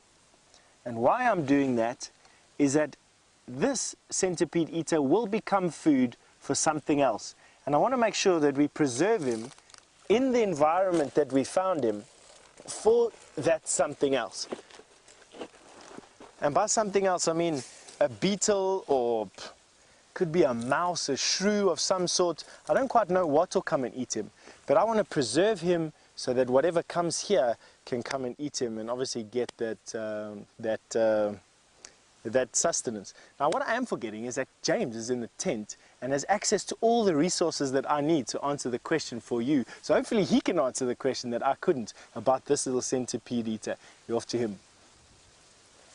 Hi everybody, Steph's been showing you some wonderful stuff, and we've been looking them up half the time because, you know, it's quite difficult to know exactly what everything is out here. And he'll tell you what they're all about. Was, and we found the family it was, and then the count of three, everyone in the tent is going to say it. What was it? 1, 2, 3? Pamfagidae! Yes, it belongs to the family Pamfagidae, everyone. And most importantly, and I think that's probably one of them, they're also known as rain locusts, and they make a very loud noise during the night. Even through the winter, they go... Anyway, now, Steph wants to know how that centipede eater of his kills a centipede. Well, it looks to me, from this picture over here, that the centipede eater basically bites the centipede in traditional snake-like fashion. And I'll just quickly check for you. They seize with their jaws and chew while the venom takes effect. So basically the centipede, which are my least favorite organism in the world, other than... well, I'm not going to say, but centipedes are my least favorite organism out here, and they get eaten alive, basically, as the venom from the centipede eater starts to take effect. And it doesn't say whether they have front fangs or not, but basically they start chewing almost immediately, and as they chew, the venom gets pushed into the centipede and that's what you saw there, the black-headed or Cape centipede eater. Really wonderful stuff, I think, that Steph manages to find these things. He has a quite uncanny ability to find them. Brilliant. Now, I don't only want to play second fiddle to Steph, because that's just embarrassing. I have something else to show you. Now this might look like an ordinary rock to you. Let me stand up and put it in the light a bit. Is that of any use to you, Gert? Okay. Now, I'm just going to turn it slowly in my hand. And I want you to see, or see if you can see, that it has been chipped away and shaped into what is known as a hand axe. Now, if you know what you're looking for around here, you will find these sorts of things all over the place. And they vary from this very large size to much smaller ones that would have been used on perhaps even an arrowhead. So what you would do with this if you were a sort of Stone Age human being knocking about here, I don't know, say up to 10 to 20,000 years ago, you'd have one of these, and in order to break up bone, to get the marrow out of the bone, and I don't know if you remember, but I've spoken extensively about how important it is to be able to get the marrow out of a bone if you're a human being, because fat is a very limiting nutrient out here. So if you were to take a bone like this enormous elephant bone here, Jerry, where's this other one? Oh, here we go. Now, let's say you came across an elephant carcass, right? And the elephant carcass was much fresher than this bone here. This one is virtually a fossil. And you knew that inside here, inside this hip bone from the elephant, it was full of marrow. And that marrow is a delicious thing to eat on toast, but if you're a Stone Age man, you obviously don't have any toast to put it on. But you have it, and you want to give it to your wife specifically because she needs fat in order to carry your baby to term. This is all, of course, very patriarchal, but let's pretend that that's how it was back then. Then you'd take your hand axe like this and you'd smash it, because your hands and your teeth are certainly not powerful enough to do that. It would open up and it would expose the marrow inside, and that's what a big heavy hand axe like this, I think, would have been used for. So I think that's quite interesting. And there was something else of vital importance about marrow I wished to explain to you. It's now, of course, disappeared entirely from my mind. So I guess... Oh, this wasn't about marrow at all. I mean, I'm assuming this is a human being, a Homo sapiens, that made this thing. But you know what? Around here, there are any number of other kinds of humans or hominids, and so maybe Maybe it's even more than that old. Maybe it's more than, say, 50 or 60,000 years old. Maybe it's 100,000 years old. And being 100,000 years old, it may have been used by maybe not a human being, but a different kind of hominin, an ancient ancestor, which I think would have been absolutely amazing. Lots of different humans and hominids that walked these plains, 200, 300,000 years ago. What a story it would be if this hand axe was able to tell us who had used it in its prime. On that sort of ponderous note, let us head back to the lions who are pondering the mysteries of sleep. They're doing some very serious pondering, some positively intellectual pondering of the mysteries of sleep. However, speaking of mysteries, we have solved one of them, and that is where the missing Nkuhume is. She is currently mating with a male around Torchwood and Buffelshoek. At the moment she's in Buffelshoek. She was at Torchwood. Oh, that's where she has been hiding. And hopefully she will return once she's done there. So, let's have a look at that exposed belly, shall we? The lioness with the 2 spots on her nose. Does she have suckle marks? I'm not 100% convinced that she does. It's so hard to tell because the nipples are situated at the back, which is not the clearest view, so more towards her back legs than her front. And I'm not sure. I'm not quite convinced that she has suckle marks. And I think the only way that we're going to confirm that is when she does get up. Oh, she's having a good belly scratch, chest scratch. I love it when they do that. I might have been mistaken, and it might have been the lioness that has the slightly bigger belly on the right. That could be the mother. Her nipples are prominent. They're distended, but they don't look like, to me, it doesn't look like there's suckle marks there. And there's one lioness that has always had a slightly more prominent nipples than the others. And to me, that doesn't look like cubs have been suckling in that area. So a suckle mark basically looks like places where the fur has been wet a little bit and then dried and gets all crusty, and it kind of forms an almost perfect circle. Just bear with me a second, have a look at those lionesses. I've just spotted a moth. Oh, I'm going to try and get it for you without it disappearing. No, come here, it's okay. And it is a moth that I would never have known the name of if not for our live safaris and the incredible resourcefulness of our various viewers. It is so beautiful. Oopsie.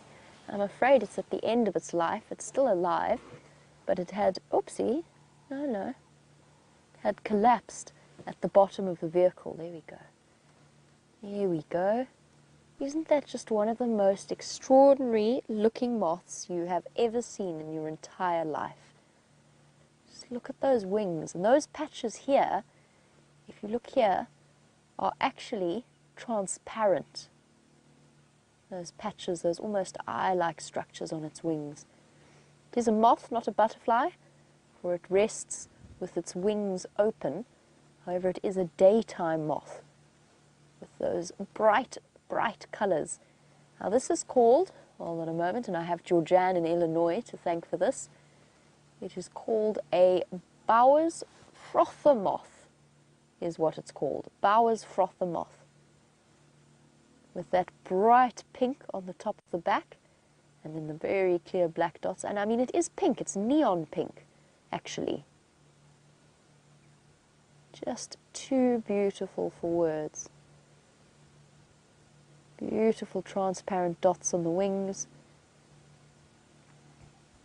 and on the legs. That bright pink again, shame. It's right at the end of its life. Trying to think what to do with it.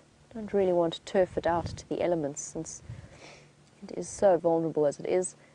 And moths, as you know, have a relatively short lifespan. And this one is obviously lost a feeler. Oh dear, shame. I think I'm just going to let it live out the day, live out its last few hours in my box here, rather than trying to sort of stick it out into the wild. So I'm going to do that. It can sit on my Stevenson Hamilton book for now. Here you go. Whoopsie. Shame. All right, well, we let our little moth settle. Over to Steph, who is finding more and more magical mysteries of the bush. And there you're having a look at my absolute favorite of all favorite insects.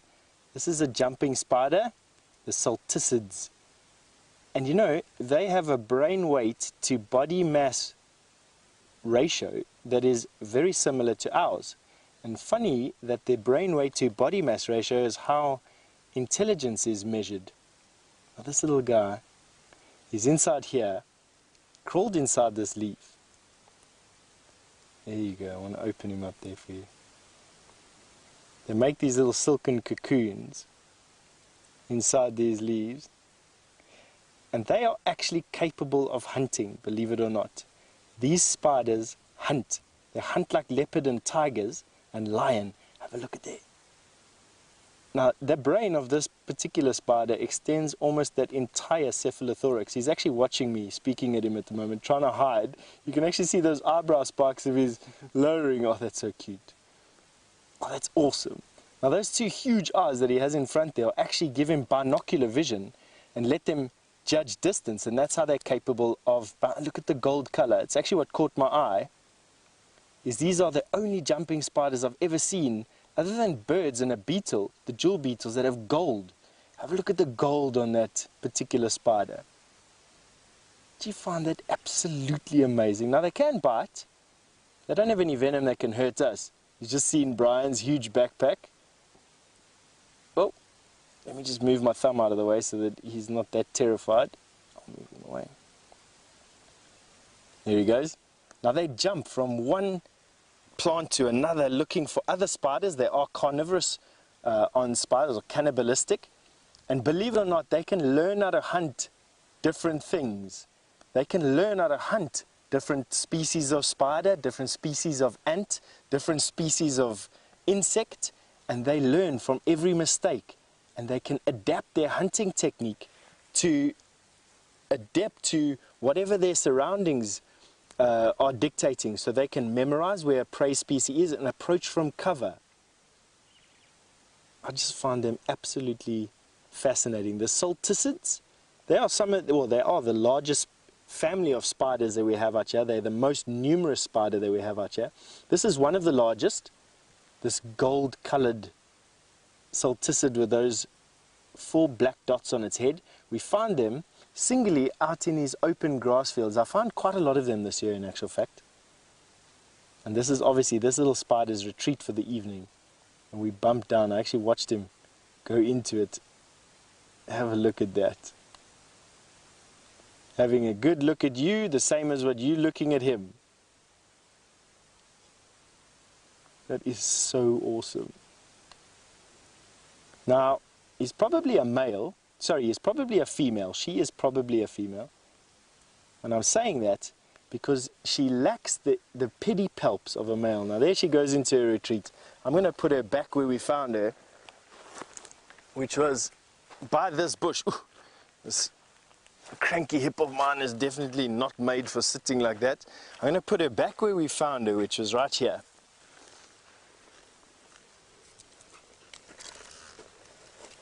She's going to spend the rest of the evening very camouflaged in her little silk retreat, and she'll come out tomorrow when it's nice and warm, crawl on top of the branch, get some sun, warm herself up, and then get ready for her day's hunting. But if you ever want to see some interesting things, definitely go and YouTube or Google yourself the jumping spiders and go and have a look at how many fascinating videos there are out there of these little spiders hunting and learning their different prey and learning their different areas.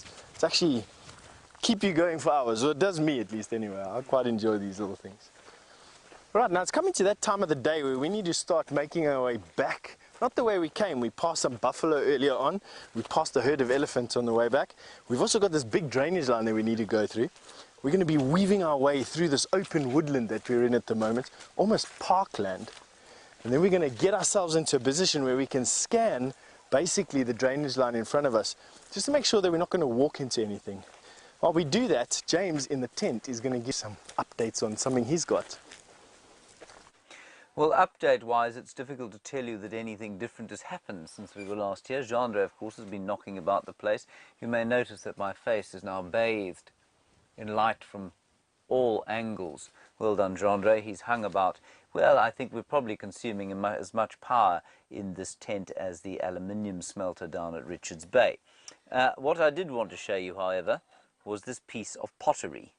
Now, this piece of pottery, I like to say piece of pottery regularly. It's a good thing to say piece of pottery. Was probably found in a termite mound, close to where Brent Leo Smith grew up as a small child. It's difficult to imagine him as a small child, but he was once, believe it or not.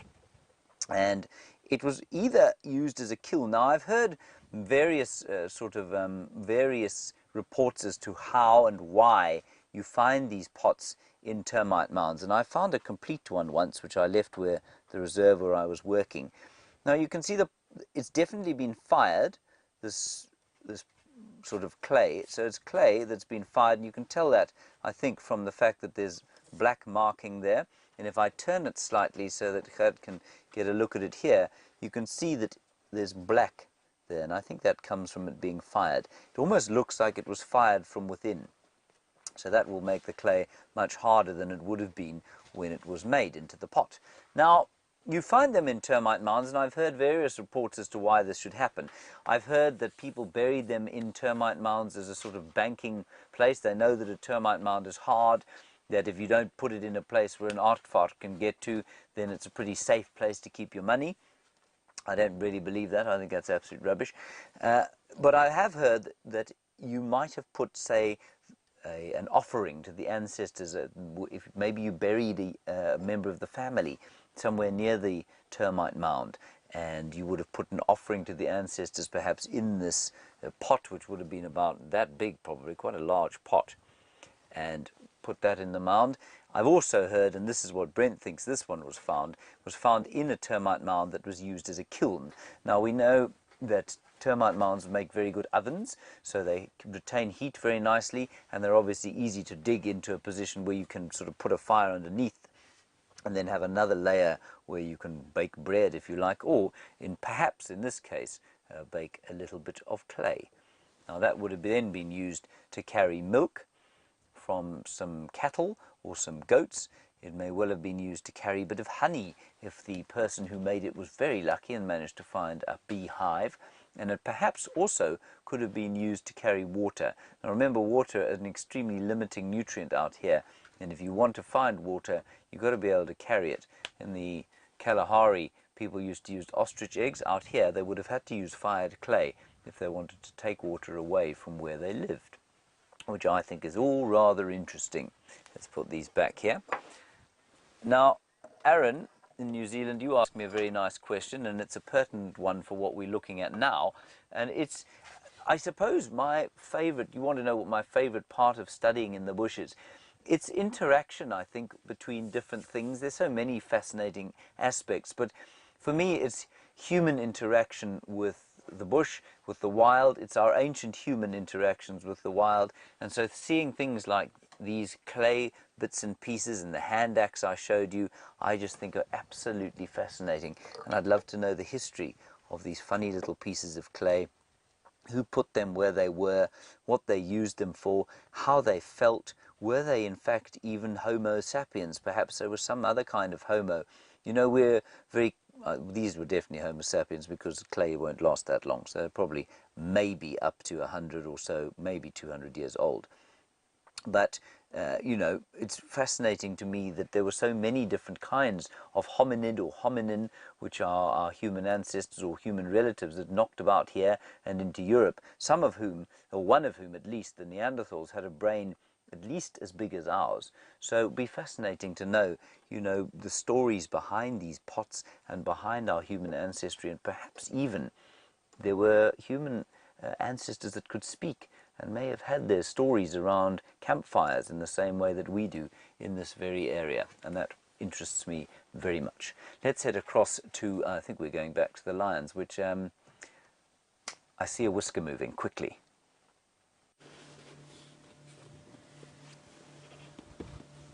Very much sleeping. However, I feel as though today patience is the key to seeing these lions on the move. I just have a feeling that if we leave, we are not going to find them again, or we're going to struggle to find them again. However, we have repositioned and we found ourselves the perfect spot to start having a look at the magnificence that is the structure of a lion. With this camera we can get not right up close, but we can certainly see the best parts of the lions, starting with those incredible faces of theirs. And Kat, let's start with your question about the animal's eye colours. Well, if they choose to open them, of course. You were wondering about how many eye colours are possible for lions.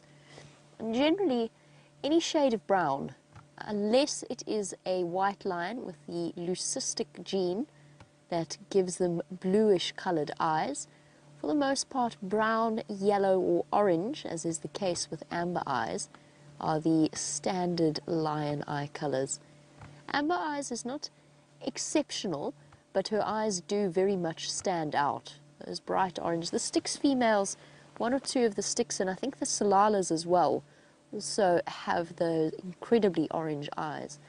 But for the Nkuhumas, that makes her particularly clear. And if you have a look at the eye itself, you can really see right up close that, see how they've got that light stripe underneath and around the eye. That whitish patch of fur, that plays a really important role in terms of reflecting ambient light back into the eye itself and increasing their ability to see in the dark. And cheetah has the exact opposite of that. Has the dark stripes around the eye that run down towards the mouth to act as basically a way of reducing the glare of hunting during the day. You've got a really clear indicator of the difference between a diurnal and a nocturnal predator. And since we're here, we can also have a look at the whiskers that stick out both around the eyebrows, but also, most importantly, around the lips. Now, those of you with domestic pets, cats and dogs, will know just how sensitive those whiskers truly are. And they play a very important role in both leopards and lions in terms of navigating their way around in the dark. There you can see her twin spots on her nose every time the grass blade blows around a little bit. It's just in that way. VM, don't you think we could hop our... Oh, never mind, the wind's done it for us.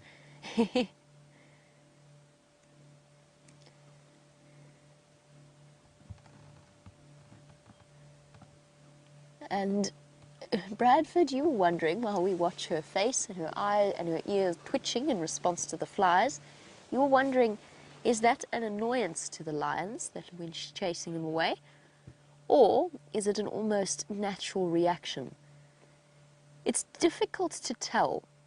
So I think, personally, a lot of that is instinctive. If they had to drive themselves crazy with the actions of the flies, they would be exceptionally irritable all the time. So I think a lot of that is instinctive. However, lions do get irritated by flies. And I have seen it myself. Very often they snap at them and often will retreat in places where there's really huge amounts of tsetse flies and other nasty biting flies. The lions even retreat up into the trees. So I'm thinking places like Eastern Africa. First of all, it's the coolest spot. And also, it's a nice vantage point in an area that has a completely different habitat to the style of vegetation that we have here, which provides plenty of shade and cover. So the answer, Bradford, is that I'm not 100% sure. I think a lot of it is just that instinctive response to the stimulus of the hair around the ears. But I do think that when they are plagued by flies, it does irritate them. But I mean, if we have a look at some point, when we have a closer look at her shoulder and her chest, you can see she's absolutely covered there. The difference is that the fur in that area is not as sensitive. Look at it, I mean, she's covered in them. She's also got ticks there and some of the larger species of flies. Doesn't look comfortable, but it doesn't seem to be bothering her when they're around in that area. It's more in her facial region where she's got extrasensory nerves that she finds it a bit more irritating.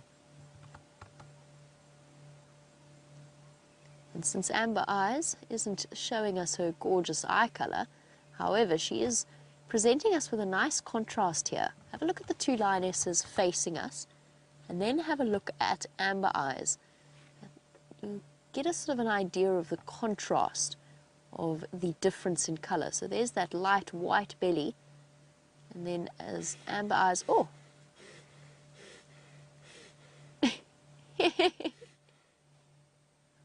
Bless you. That's what I meant when I said that every now and again they inhale the flies and have to have a bit of a sneezing fit to get rid of them. Oh, shame, girl. They're driving you mad. But what I was going to say is just look how that black of the ear stands out in comparison to the other side of the lion's body.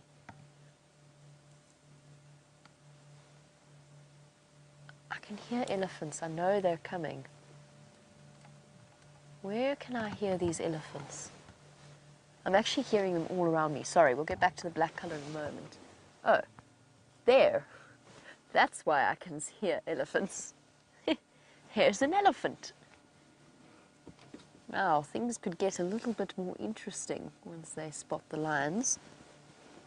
The wind has died down. Earlier, that wind, it's still blowing their scent in that direction, but earlier the wind would have sent the smell straight across to that elephant. I can actually also hear elephants, I think, unless it's just my earpiece affecting the directional hearing, but I think there's also somewhere towards the Galago Pan, but I can't see them. The lioness is not concerned in any way. Any big grey shapes there?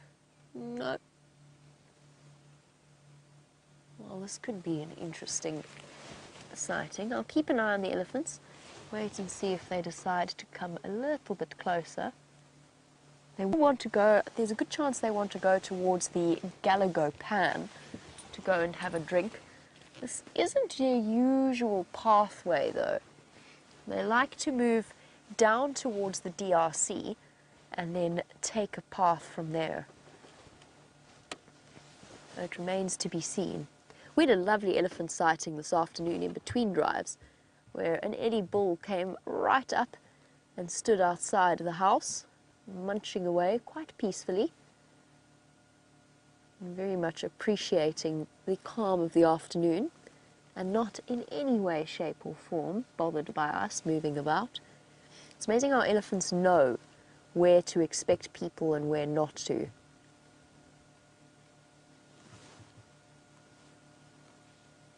This looks like one young bull. Don't see any more. We'll keep an eye on him.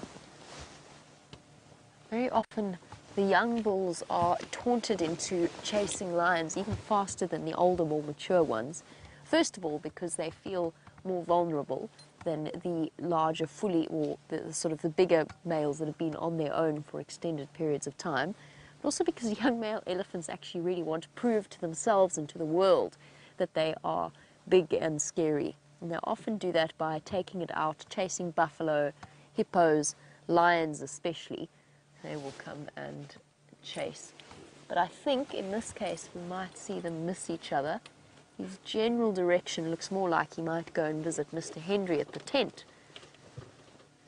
rather than the lions. Just some trees moving in the background on the left of your screen. Yep. Well, we'll keep an eye on him. I don't think he is the only elephant here. And if he gets a little bit closer, then we will be able to show you a nice clear view. While our lionesses sleep on, back to James, and I wonder whether he's got any more animals moving about in his vicinity. There don't seem to be any animals wandering about quarantine at all, so what I'm doing is attempting to take a photograph of the sun, which of course my mother detests deeply, but I do feel that it's necessary every so often to take a picture of the sun, so that's what I'm going to do. I'm going to kill my shutter speed slightly and take a picture of the sun, which will be particularly unentertaining to anybody but myself. But you know, at least I will then have a memory. There is my brilliant photograph. What do you think there? Are you amazed? Fantastic. Wonderful. Thank you. Now, we're looking here. We're obviously in the bush. There is nothing stopping animals coming here. And Kat in Tampa, you say you're worried, or are we worried about monkeys and elephants coming to tamper with things here? Monkeys I would be a little bit worried about, baboons as well. They certainly were roosting in the tree just outside there this morning. They came leaping out as we set up at the fireside. So I'd be worried about them. And were they to come in here, baboons, of course, are dreadful trashers of places. They are gangs, and they come into an area, and basically they go to the loo absolutely everywhere they can. So those I would be worried about. But we close the place up. Elephants would come and sniff around here, and there would be almost certainly no reason for them to push over the tent or have a go at it at all. Now, the one other thing I want to show you, now I know many of you will have seen this before, but it is such a special thing to see. Look at this giraffe skull.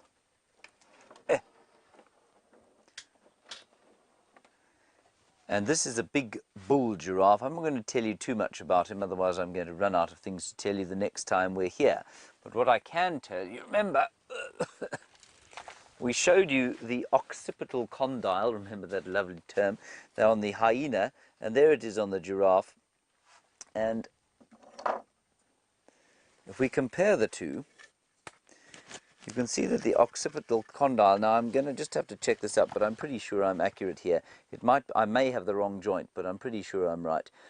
You can see that the occipital condyle on the hyena is a lot rounder than that on the giraffe. And I think that's probably because it has this ability to articulate 180 degrees. The giraffe can bend this joint 180 degrees, whereas the hyena only through 90 degrees. So that's what I have to tell you about that particular thing. And then have a look at the dentition. Oh dear, bits and pieces are falling out of this thing. This, of course, has remained in camp since its last was in the tent. And just look at the flat edges of the teeth. Now, I think that this giraffe was probably quite old when it died. You can see that the teeth are not particularly flat. Here's one, I think, from a buffalo. You see that one there? Now that's a lot flatter on the edge because obviously the buffalo was a bit younger when he met his end, probably at the teeth and claws of some lions. This guy may have died of old age. Very few things die of old age out here, but it's possible it died of old age. But you can see from the continual chewing that a ruminant must make. Remember, these teeth grow almost until the animal dies. They have to keep chewing and chewing and chewing because eating vegetation is not something that provides a great deal of nutrition, despite what vegetarians will tell you. It's difficult to get nutrients out of vegetation. And so these grinding teeth are massively important for breaking down the cellular walls, which are made of cellulose and lignin, and that breaks up the cell walls and releases the nutrients that vegetarians and herbivores, like this rather heavy giraffe, are able to eat. There we go there. And let's have a look here. Just have a look at this waterbuck here. And Nisa, you're in North Carolina and you're wondering about Nigel the Nyala. Now, Nisa, this is why I'm showing you this particular chap here. You can see some of the sinew is still on this waterbuck and he was not perfectly cleaned. I went to check on Nigel briefly just recently, about sort of half an hour ago. He's in a pit with a whole lot of flesh-eating beetles. I think they're called Dermetrus beetles. And the beetles are certainly there, and they're certainly giving it a go. But I've got to tell you, Nigel smells horrific, and he certainly doesn't seem like they're doing a very good job of cleaning him. So I'm going to leave him for another 5 days or so. And if he is not clean by then, I'm going to have to take him out and boil him and take to him with a steel brush and a toothbrush, which will be, well, very unpleasant. And I might make Jerry do it, because Jerry needs something to do, don't you, Jerry? She's not looking amused at all. Jerry's very busy at the moment, but I'll ask her to help me very kindly. Anyway, that's about all I have to tell you at this stage of the game. Let's just have one last look at the setting sun. There it is, you can see, going down behind to the north. Now, when we were here in Big Cat Week, of course, we had the sun going down over there.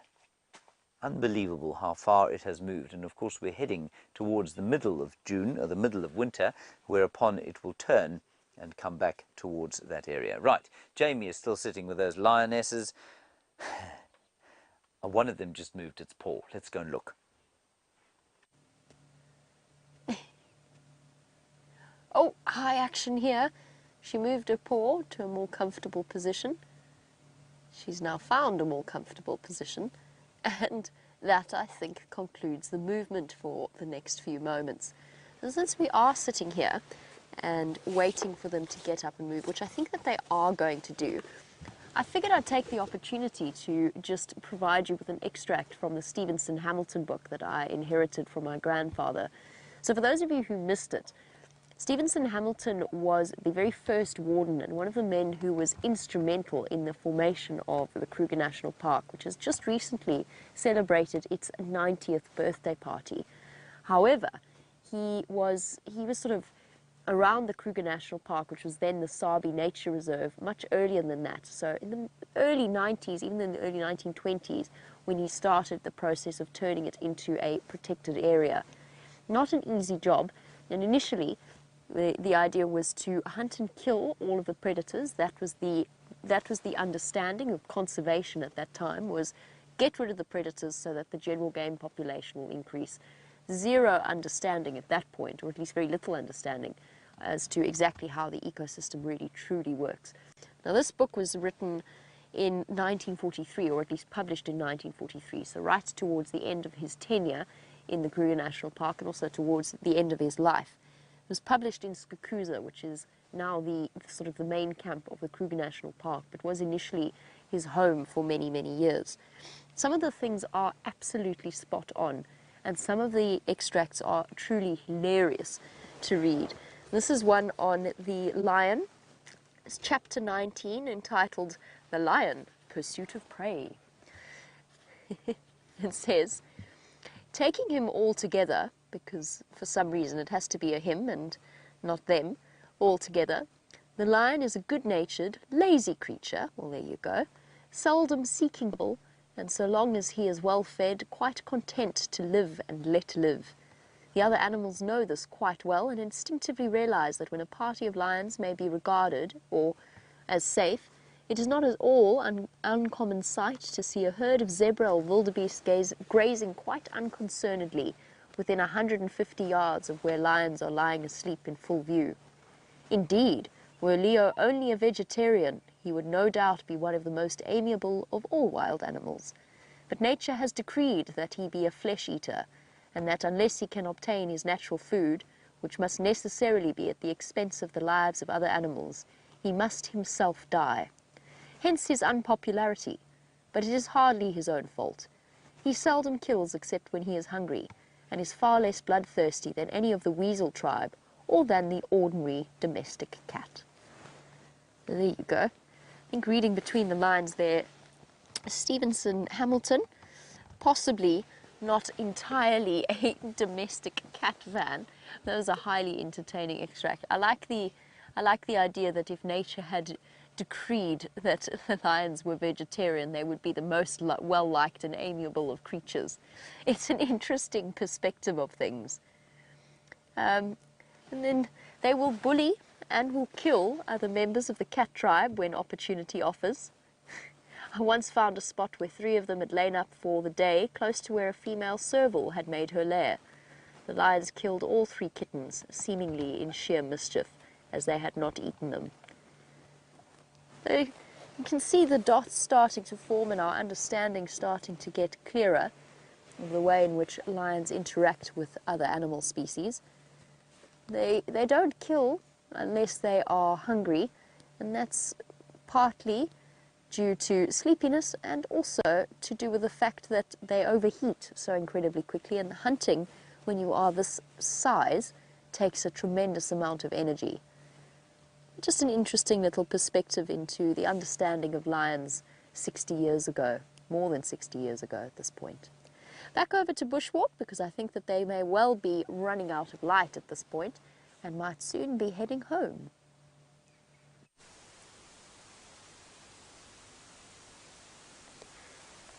You know, Jamie talking about Stevenson Hamilton is really just such a fantastic reminder that there's just such a deep sort of heritage to these areas, and so many people that through the ages and through their lives have had such a massive contribution to the bush. I fondly remember my first tracker that I really had a bond with.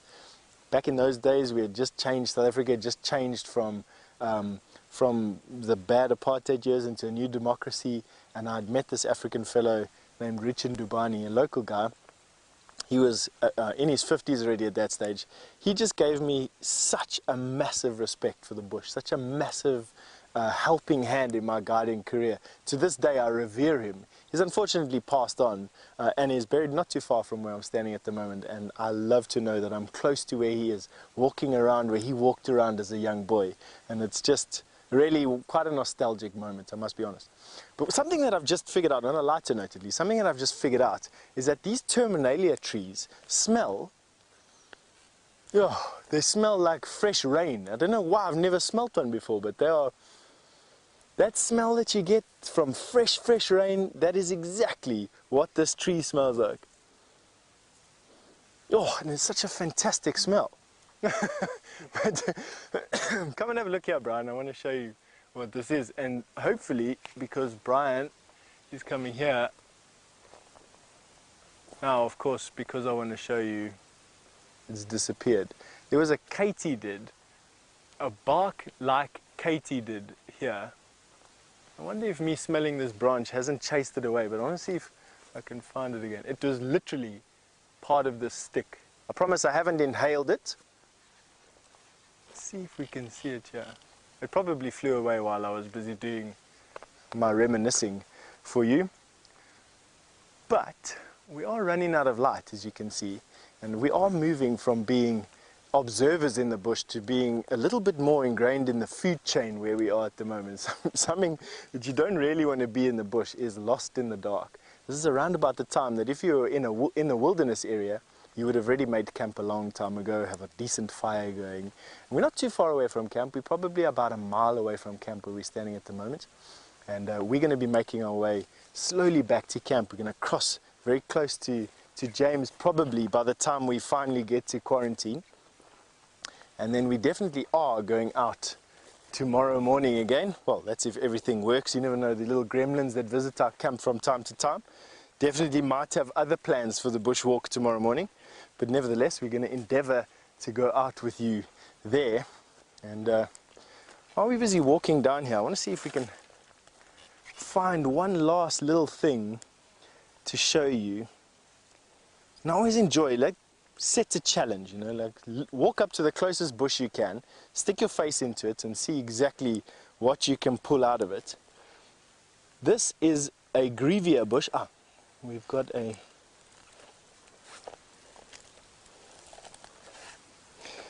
Mitch, you have asked a very good question. Do we find ticks on ourselves after bushwalk? Can I tell you something? I'm covered in tick bites, literally from the top of my end of my toe to the top of my head. Luckily this time of the year, those cold snaps that we're getting make the tick bites slightly less. I can show you though the after effects of ticks. There we go. Some of the tick bites. Those are all scars from tick bites. All those, I know it doesn't look too appealing. Please excuse me for doing that. Let me hide my disgustingness from you again. But this is a rus, and on these russes this year we found these beetles. These are flea beetles. Now, I speak often about these flea beetles, to be honest. We're just going to find one for you, one that we can show.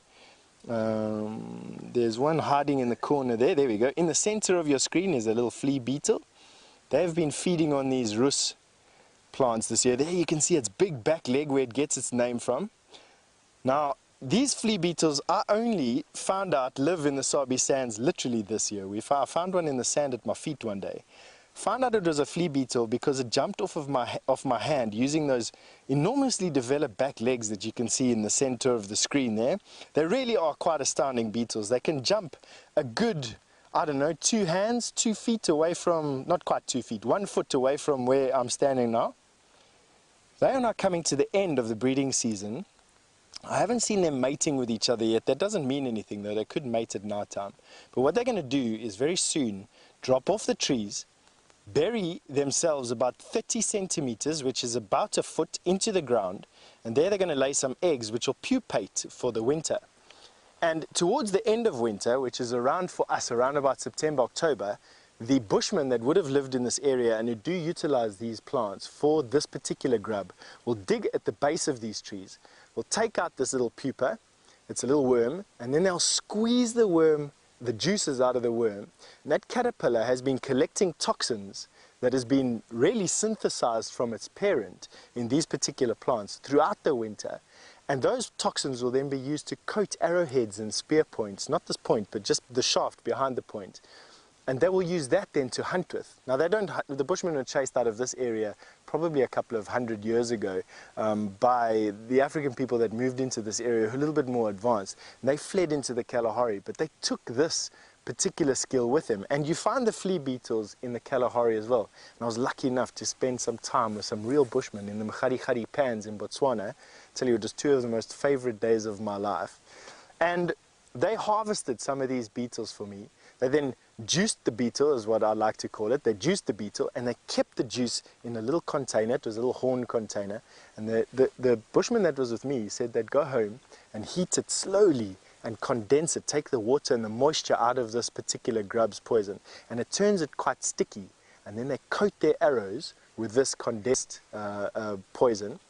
And if they shoot that into the neck or the cheek, the neck of a large antelope, kudu, I suppose eland is their favorite, but even something as big as a buffalo, they would kill something that weighs as much as 1,600 pounds. They can kill it in 40 minutes. Can you believe it? Something that comes from this little beetle. I can't speak enough about them actually. This one is right here.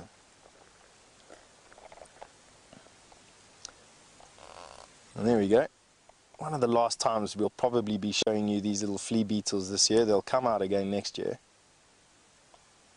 Here we go. And I'm going to use the opportunity as well to say goodbye from myself and Brian. We may see you for one last segment depending on how quickly we get to quarantine. I doubt it though. So from myself and Brian at least, we're going to say goodnight and we'll hopefully see you again in the morning or just now depending on how quickly we get to quarantine. Anyway, have a good day for the rest of it wherever you are. Now, I hope he doesn't run too fast towards quarantine clearings because I don't know where he is, but there's an elephant whose ears you might just be able to see flapping past where my chest is, and there's a bull there. And we were talking briefly earlier about monkeys and elephants and whether we were worried about the effect that they may or may not have on the tent. Well, he hasn't come near us, and he won't come near us while we are making a bit of a noise.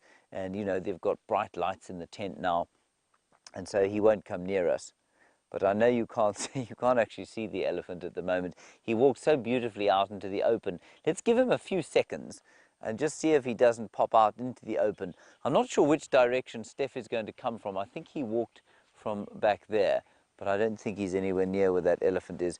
We're going to give him 1 minute to see if he can't come out, and while he does, I'll just talk to you about this grass species.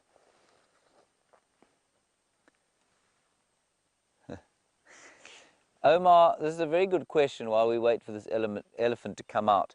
You're asking about why it is that many of the herbivore species don't fight with each other when clearly, as you look around this clearing, there's so very little for them to all share in. Can you see the flapping ears? Nobody's going to believe that I've actually got an elephant there. Anyway, he is there, I promise. Omar, they don't fight because quite often they eat totally different parts of the plants. So if we take an example of wildebeest and zebra, wildebeest eat shorter grass than zebra, and so that's often why you find a herd of wildebeest being trailed, at least a herd of zebra being trailed by a herd of wildebeest. Impala, in turn, would then eat even shorter grass. Warthogs would eat the grass closest to the ground, and they'll even dig up the roots and the sort of underground stems of grass species. So they're not in direct competition. And what is important for you to understand, this elephant is not playing the ball. Oh, here he comes. There he is. He's moving slightly towards us. If he comes up behind me, do warn me, everyone. What's important to understand is that animals evolve in such a way as to avoid competition. That's the whole kind of, it's one of the major drivers of what we call natural selection, and the ability to separate what we call the trophic niche, or what you eat. So you don't want to evolve into a species that eats exactly the same as something else, otherwise there's not going to be enough for you to eat. So only two animals are able to reach more than 3 meters into the air to get food, and that's the giraffe and the elephant. But of course they seek out different foods. Giraffe and elephant can reach as high as each other, and giraffe will only eat the leaves, but of course elephants will eat fruit, they'll eat bark, they'll eat branches, and they'll eat grass. And if we take the example of, let's say, kudu and bushbuck, well, they too are very closely related. They're both browsers, but because of the size difference, they eat different levels of vegetation, and therefore they're not in direct competition. And you'll find that their size difference has probably been largely defined by the chance or attempt to try and avoid food competition with each other. Wonderful to see this elephant here.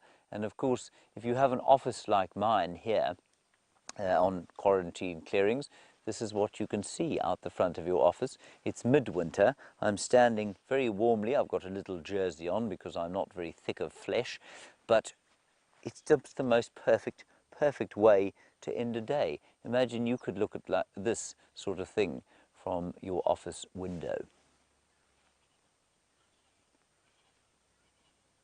Oh, there's more than one elephant there. Hold on a second. Gert can't come with me, of course, because he's attached to the tent with a wire, so we can't really go any closer. No, there's just the one bull. Looks like a youngish bull. And I'll just have a quick look around here. Oh, there we are. Look what we have over there. Coming towards us, everybody, an astonishing sighting of 3 primates. Behold, the mystic Boer, Scout, Herbert, and of course the giraffe-like figure of Brian Joubert, walking with an even more giraffe-like sort of antenna on his back. He looks like something out of a science fiction movie, doesn't he? Especially with his, his knee-length gaiters, which of course on the most of us would be like full-length boots. Hello everybody! We are live. There is an elephant. Let's look back at the elephant. And he's just coming out quite nicely into the open now. Gert, have you got a good view of him? Wonderful stuff. And just very gently feeding through the evening, picking up bits of grass, bits of leaves, and twigs, and Omar, he'll be eating things that nobody else will eat. And I just think that that is one of the most amazing things of nature, isn't it? I can smell the gentle smoke of wood fire as the day comes to an end. And as the day comes to an end for us, so the night begins for animals like the lions with Jamie.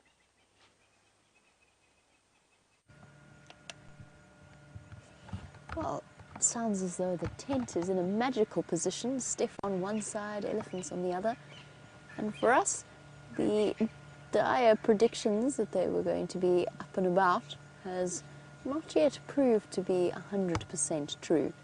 However, they have afforded us some wonderful images of their cuddle time together, wrapped around each other, the two lionesses with their paws, one resting her head, no longer on the elephant dung, but on the other female's paws, looking exceptionally content.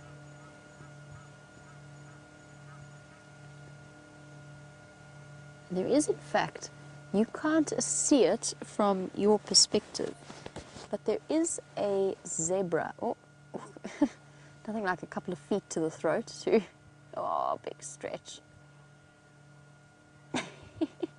They're surprisingly tolerant of each other today. Sometimes when lionesses overstep the personal boundary, they get a bit of a snarl or a hiss. Not today. Today, I think they're just grateful to have been reunited once again. Now, what I was going to say is that there is, in fact, a zebra, probably about 60 to 70 meters into the bush. Unfortunately, you can't see them from our perspective. Now, it's a little bit further into the bush. The lions haven't realized that it's there, and I don't think that the zebra has realized that they are there either. It's unfortunately, I don't want to reposition to get a view of it, because at the moment I'm not even sure that I could. It's only because I'm slightly lower than VM that I can actually see them, or see it. We've been speaking a bit about the lioness's fly plague, and it's getting a bit better now that it's got cooler and dark. There's not as many of them around the lioness's fur. And we have an interesting question from James Dungan as to, okay, lots around there, as to whether there are any plants that could be used as a fly repellent so that the lionesses could maybe roll around in, and that would keep the flies from settling on them. It's an interesting question, and I'm not entirely sure. I don't know of any, so we've often spoken before about potential fly remedies when we've been driving around in the summer months, trying to figure out exactly what we can do to keep ourselves from the flies. And a lot of the cameramen wrap their faces up in buffs and try and keep the flies, but they climb in to the buff itself. They go up our noses, they climb into our hair. So we've kind of been through the different natural remedy options. Steph's was my absolute favorite. Steph, when I first started working here, Steph seems to be, he does collect the flies quite a lot. And because he never wears a cap, they're always fluttering around his head, and it must be infuriating. What Steph did was he drilled holes in a big coffee can and put elephant dung in there and drove around whilst he'd lit the elephant dung, and he drove around with a smoking elephant dung to try and keep the flies at bay. I still don't know if it worked. I'm not sure Steph would tell us if it didn't work, but it was highly entertaining to witness. As to whether or not there's any kind of leaf or plant that we could crush, or that they could crush, that would keep the flies from settling, that's actually not something that I'm aware of, and the lions certainly don't know of anything to the best of our knowledge. They sometimes roll in scat or in dung. I just want to see who's approaching here. I think somebody might have been trying to get hold of me on the Game Drive channel. Nope. It's just going past. It's interesting because we know that elephants know certain trees, which trees to use in order to keep sore teeth at bay, and it could well be that they are aware of the pain-killing properties of some trees. But as far as I know, oh, so comfortable. As far as I know, the lions are not aware of any such remedy that might assist them in keeping the flies away. In fact, I don't know that lions are instinctively aware of any kind of medicinal properties, except the absolute basics. Oh, that's a sign that movement might be on the cards. A big yawn. If they start to lick their feet, we might be seeing some action before the sunset drive draws to a close. So lions will eat grass if they're feeling a bit queasy, much like pet dogs and cats at home. But I'm not aware of them knowing any kind of other medicinal treatments. So here we go, another yawn. It's usually amber eyes that initiates the movement. So the lioness that's at the back, and she looks as though she is absolutely in the depths of sleep.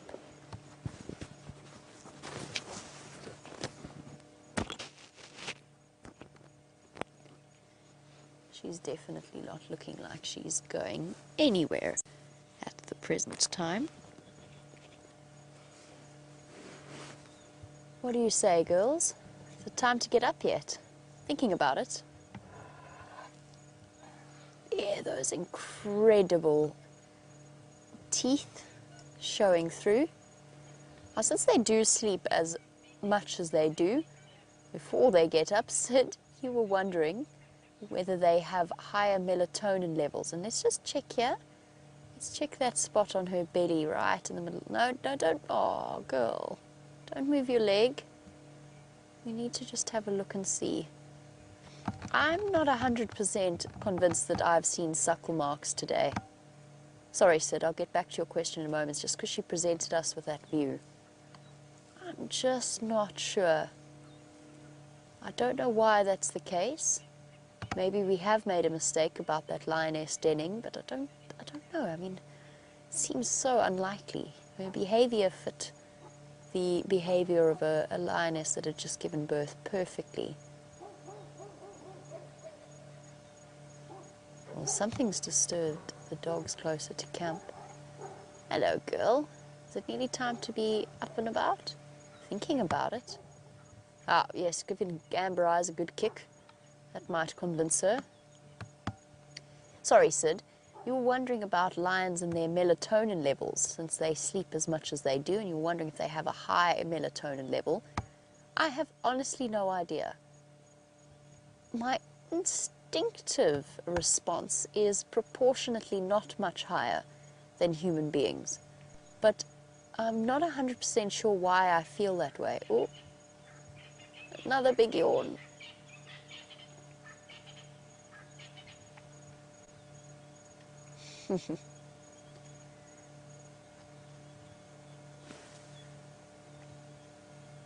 Another one? Or are we? Yep, another one. Giving us a view of those incredible canines.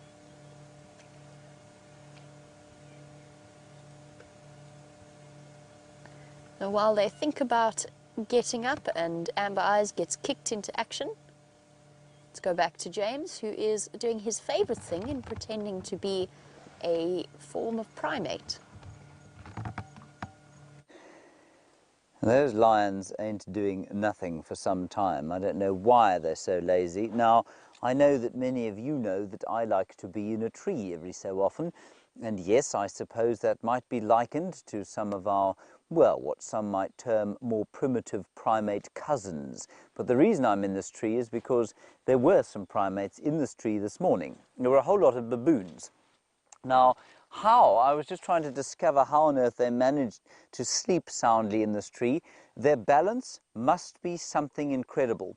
Because, I mean, a big male baboon's about the same size as I am. I'm not a big human, but for a baboon I'd be quite big. And I mean, there's really not a lot of space to sit up here. I mean, I suppose I could sit like that. Oh, but that's very uncomfortable, I have to tell you.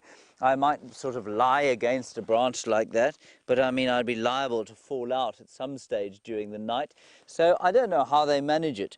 And thankfully, in this particular tree, it's not a regular roost, so they haven't made any sort of landmine deposits. And the smell is fairly fresh still.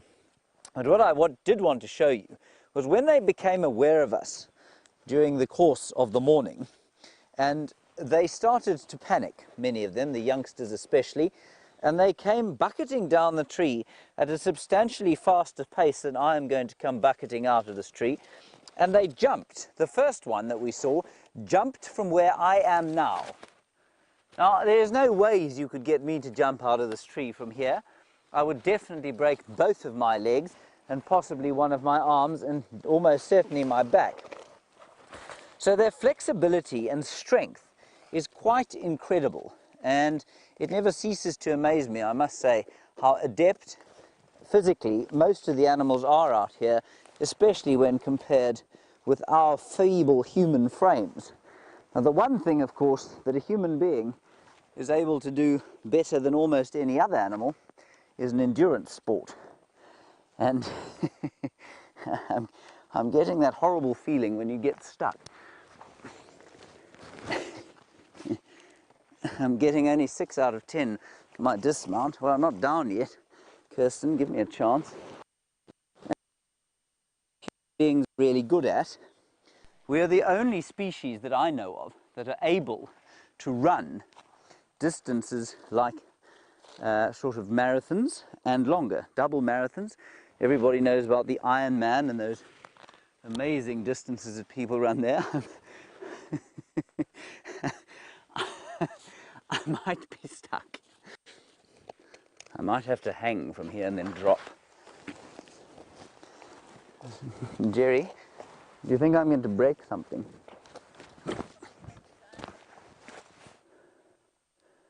Six and a half I get from the final control. Anyway, that was my baboon segment, and I'm going to try desperately to seem like I'm not out of breath, but in actual fact, I really am.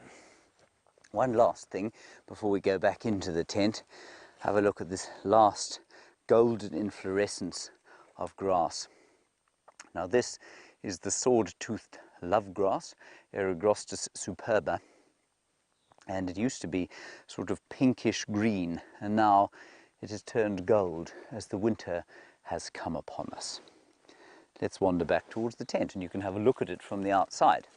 That's what it looks like from the outside. These are our cable wranglers. Geraldine, Chelsea, don't mess around, girls. Come now, this is a very serious business. And this is the tent. To give you an idea of how this kind of works technically is that, well, the cable wranglers are obviously following Gert. We're not wireless like the rest of the feeds are. And we go straight into that box there, and that box goes straight to the final control. And the big advantage of that, of course, is that there is no delay at all. So as I speak, so it is that you're hearing us. And there are the feeds, and hopefully Connor will be sitting in the far end there with his drone. Let's go back in and see what else we can find. Connor at the moment is sitting in final control, and he of course is the hungriest human being anyone's ever met, and Kirsten says he's having his first dinner. He'll have his second dinner with the rest of us at about 7 o'clock, I imagine. Here is a Hoppy Pussfoot over here. Hello, Hoppy. Hello. And we're back in here now. I'm just checking what the lions are doing. Oh, I see one of them is yawning and sticking its tongue out. Quickly go and have a look. Perfect timing. One of them was indeed yawning, the other's flicking, and the other has left completely and moved off straight towards James on quarantine. So James, just be keeping an eye out from a leopard coming from the Gallagher shortcut side. I've stayed with these two. The lioness that got up was the lioness in the middle. She looked particularly hungry. She's got the two spots on the bottom of her nose. And I can confirm when she stood up, she does not have suckle marks. So she has not given birth recently. The lioness that has just walked away. Now that leaves Amber Eyes and this female. Amber Eyes we know is not heavily pregnant. She might be pregnant, but she's not heavily pregnant. So is this the lioness that we suspect of denning? Oh, already alarm calls. Why did that lioness move off on her own? Or is she waiting for them to catch up with her? Here comes Amber Eyes. She's also hungry. Relatively empty-bellied, big feline stretch. Oh, I see.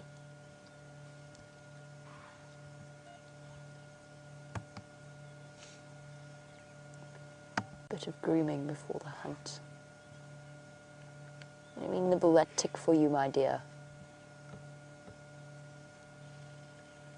She really does stand out.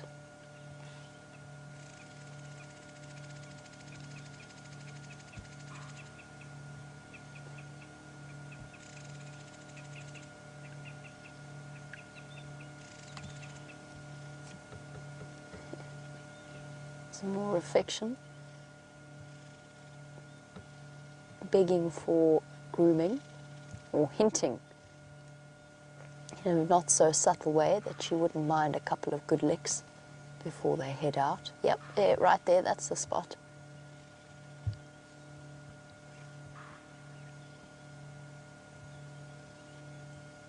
The lioness on the right is actually slightly bigger in terms of the size of her head. Oh, there we go. That grooming session freely offered.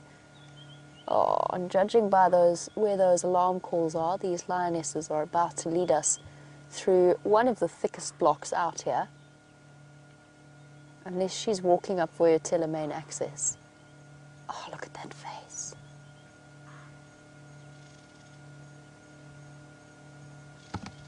They've heard the alarm calls as well.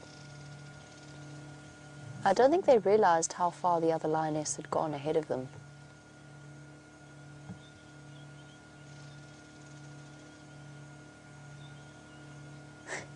The lioness on the right showing a degree of reluctance, but amber eyes, fiercely attentive and ready to set up on the evening hunt.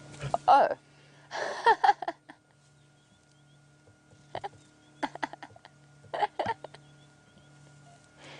That was the best flop ever.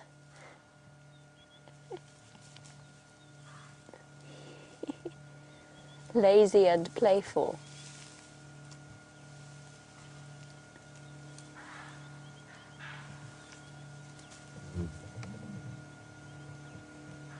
See how quickly they go from relaxed to this alert stance. I'm going to take my spotlight off. It's interesting, she's changed direction as to where she went. Oh, and we're down again. It's amazing. Flop. I'd love to know how they know what's going on. That shouting from the impala tells us immediately where the other lioness is. Echoing through the cold evening air, and yet these two know that they don't need to get up, that the chase is over before it even began.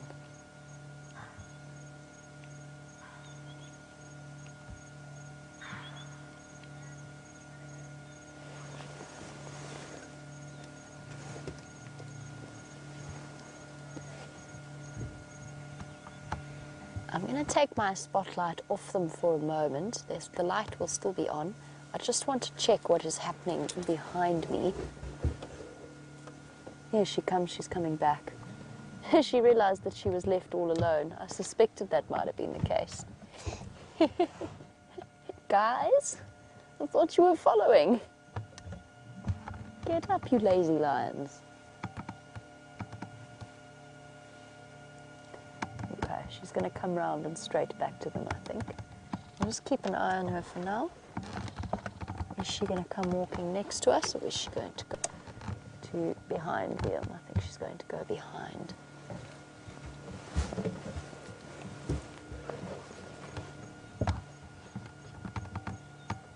There we go. Somewhat of an aborted start for the lioness. She wanted to go hunting. The rest of her pride mates did not. She's going to walk right behind the vehicle. Sorry, I've got to go this side.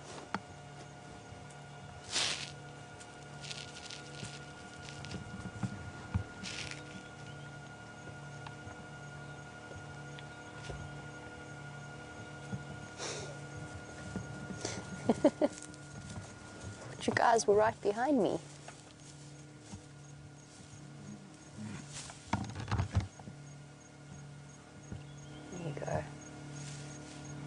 Incredible greeting ceremony. I'm actually going to reposition. I'm going to go backwards ever so slightly, because where they're lying now, you can get a better view of the third lioness at the same time.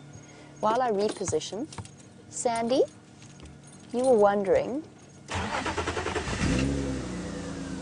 Whether a sister lioness or a mother maybe, just to extend that slightly. That's as far as I can go. I guess not.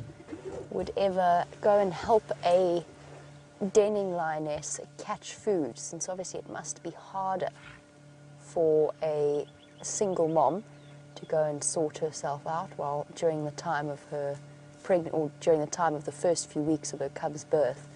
And it does happen, so that I don't know necessarily that it's a conscious decision to go and help, but when the lionesses are in the area, then they will meet up with the mother, or she will actively seek them out.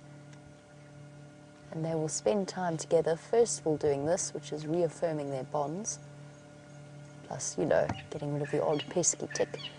And at the same time, she'll be able to go hunting with them, she'll have increased chances of success, or she might even go and join them at a kill site and then return to her den later. So cubs can be left on their own for up to 24 hours, sometimes even longer, depending on how desperate the mother is for food. And sometimes she will leave them and cover enormous distances. But yes, it is difficult. Which is why new mothers, new female lions that have had cubs, often look relatively thin. They struggle to find food plus provide for the cubs themselves. It's going to be quiet for a moment so you can hear the sound of the tongues rasping, or hopefully you can.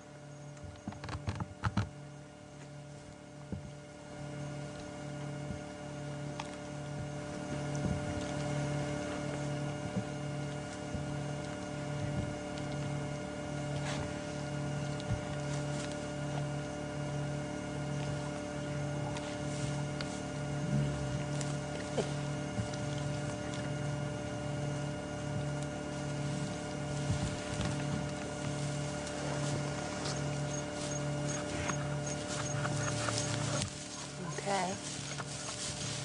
Oh, she got excited. Shame, she's so hungry. But it was just Amber Eyes getting up to relieve herself. She's trying once again. The lioness, the young lioness with the twin spots, is trying once again to lead the lionesses on.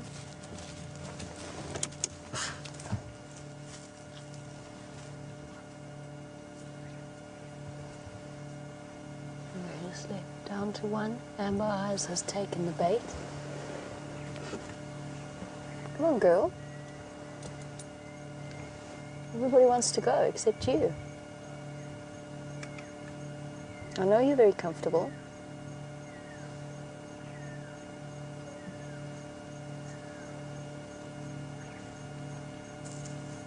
I'm just taking my light off her for now.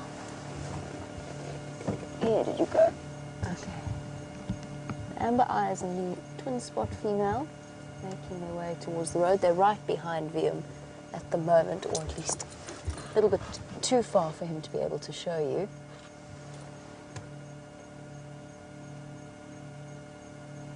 I'm just trying to keep an eye on 3 lionesses at once. So I wonder if they haven't got something planned.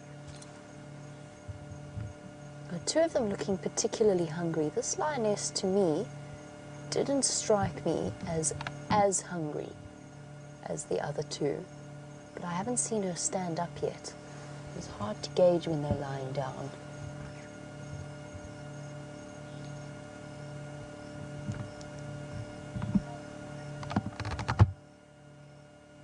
While we wait for her to decide whether or not it's time to stand up and start moving, let's get back to James and see what he's up to.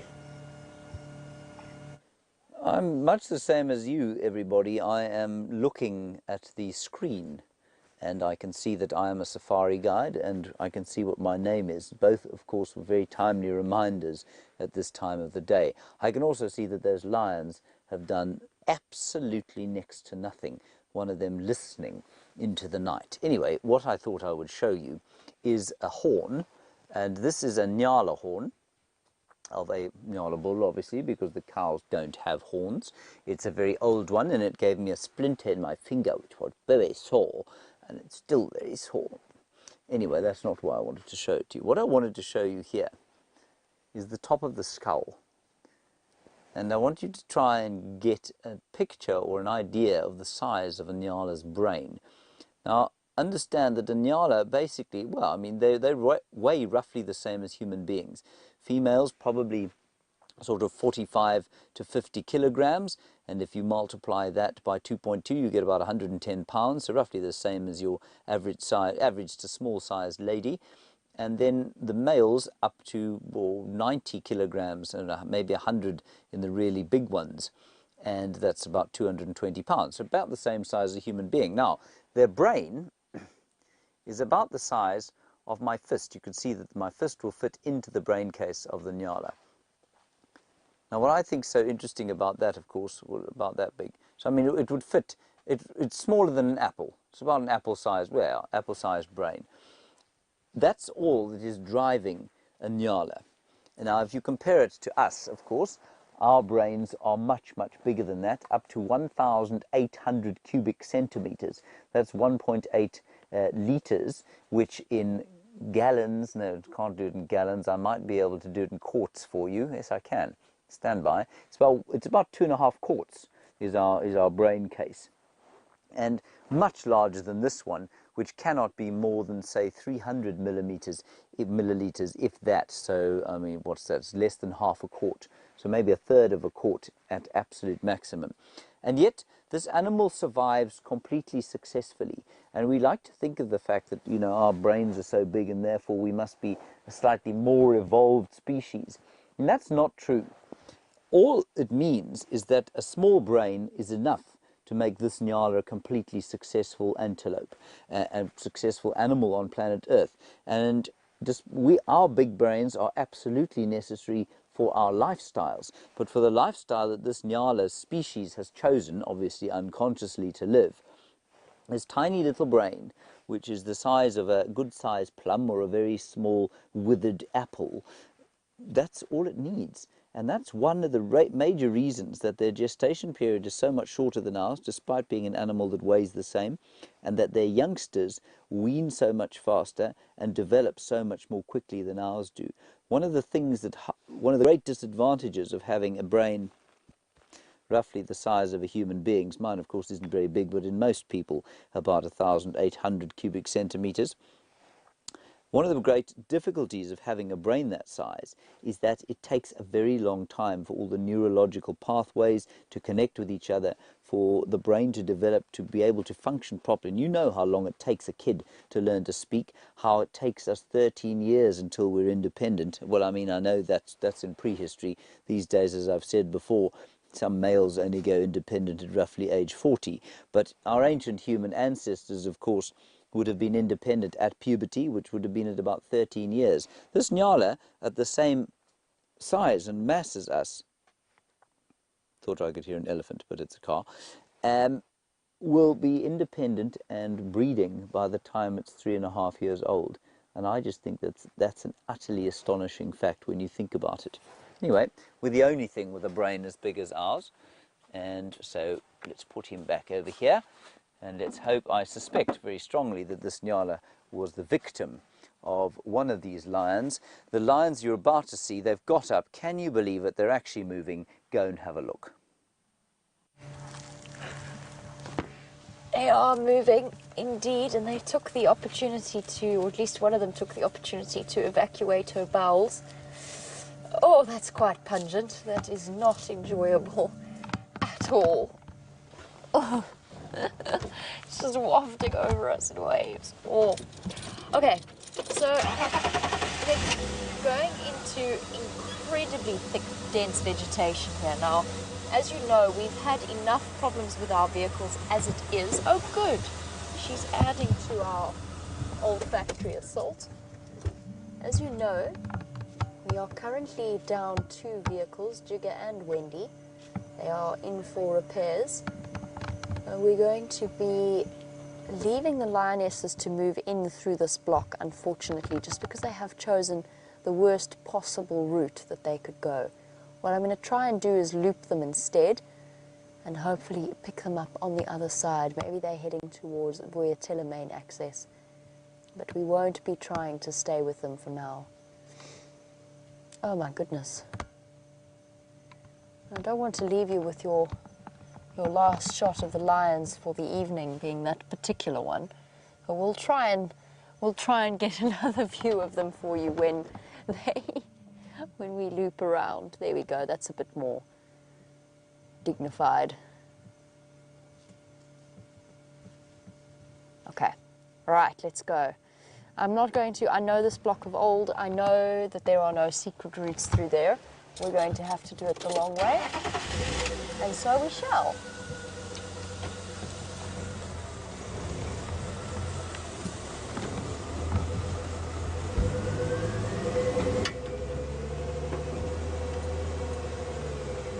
While we turn around and try and relocate our lionesses, after 3 hours of waiting for them to move, they went in exactly the direction I was hoping they wouldn't. Chitra, you were wondering if we've ever observed conflict between lionesses, particularly within a pride itself. And the answer is yes, very frequently, especially when it comes to meal times. Lionesses love each other very, very much, right up to the point at which it comes time for them to feed. Especially if they're hungry, and these lionesses are hungry, they can give each other some very solid growling. They often snap and bite at each other. The lion is not a gentle creature when it comes. Oh, I think a truck has lost its load here. Oh dear. Oh whoa. Mainly because it's in my way. Quite a big one. It's quite a big one, and I feel like I'm about to snap it if I drive over it. Yeah, we have to go the other way around. Wood's quite expensive. I don't want to stop to grab it and put it. I don't have anywhere to put it at the moment. So Chitra, yes. I have also encountered conflict or seen conflict between two prides that may or may not have been related, but that definitely didn't appreciate the presence of the other. And apparently the Nkuhumas actually gave the sticks quite a beating at one point, and not so long ago, before the sticks had their cubs. Oh, Rusty, we need to check your steering fluid. Whew, there we go. I have a feeling those lionesses are going to pop out just up ahead. I'm hoping that's going to be the case. Now, in terms of other conflict, so conflict not connected to feeding, for the most part, lionesses are relatively peaceable. Sometimes when they've just returned from mating, they're a bit grumpier than they might otherwise be, and less tolerant of another lioness lying right on top of them or something similar. So what we witnessed today, sometimes they're really just not in the mood, and the presence of another lioness lying right on top of them will make them growl and snap and just be generally irritable. But the truth is, you just never know what to expect with them, but their bonds between lionesses of the same pride are exceptionally strong. Oh, there's another plank of wood. Whoopsie daisy. Maybe it's just an obstacle course laid down specially for me to make sure I'm watching the road at the same time. You've got to tie things on the back of a truck. Oh look, there's another one. Somebody's going to be in trouble. Oh dear. Oops. I sympathize because after my town trip yesterday,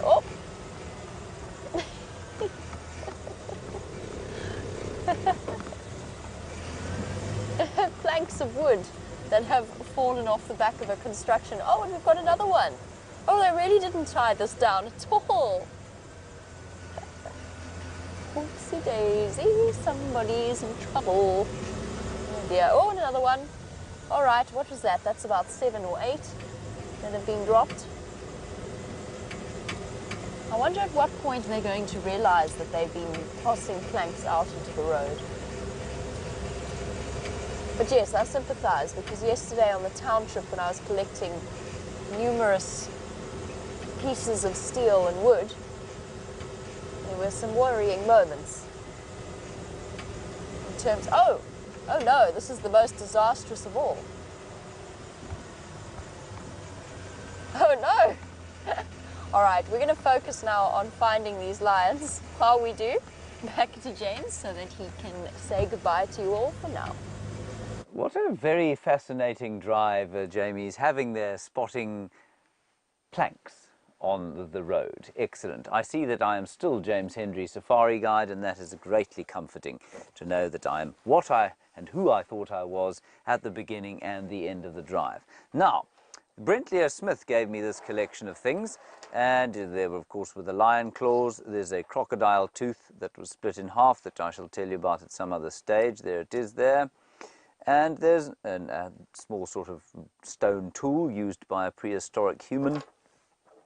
And then there's an assortment of rubbish, some of which is money. That's very nice, which I shall keep, not give back to him.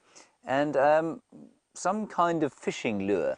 Now, of course, Brent Leo Smith, you must ask him about fishing. He's a very passionate fisherman. I don't think that this is going to catch any fish anymore. Anyway, I just thought I'd show you all of the things that we're investigating. There's also a moth, which he definitely didn't put in there.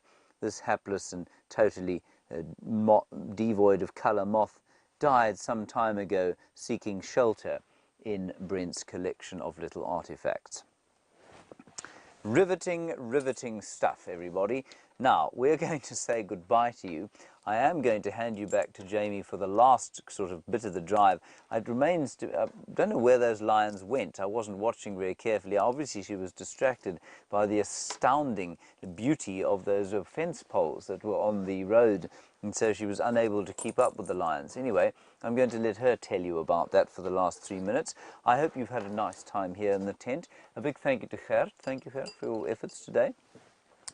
Cheesecake, Greenie, and of course Pussfoot, who's standing behind us here. Hopefully we're going to send him to the doctor tomorrow, and the next time we show you his foot, it won't look like he is a battlefield casualty that has not had medical attention for some years. We will see you in the morning. I'm not sure if I'll be on a car or in here tomorrow morning. I hope you have a lovely evening wherever you are. Stay safe and happy, and we'll hand you back to Jamie and hopefully a road. Well, unfortunately, whilst I did see where the lions went and I didn't allow myself to be distracted by the presence of those planks in the road, the lionesses, it appears, have given us the slip and moved into this very dense block. Unfortunately, following them in there was just, at this point, just out of the question. But we shall catch up with them tomorrow morning on the sunrise safari. Hopefully, they have managed to catch something in the interim. Those two lionesses in particular were looking as though they could use a very good meal. And I also don't want to go crashing through there whilst they're trying to search for something to hunt either. I don't want to disrupt them in any way. We'll leave them be for now, and we'll return at the start of the sunrise safari. Oh, I'm going to do all this plank dodging now. It's ridiculous. This poor chap has lost probably about 20 planks of wood. But yes, we will return on the start of the sunrise safari to see if we can't figure out exactly where they went during the night. But keep an eye on the Djuma Dam camera. I'm not 100% convinced I saw suckle marks, but hopefully that female will decide to return. I'm not sure. I'm second guessing this denning situation now, but we'll see. We'll have to wait until the sunrise safari to confirm. And Catherine's absolutely right.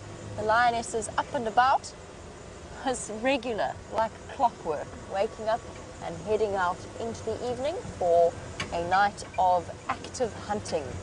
And we wish them all the best for that. Hopefully they succeed at some point.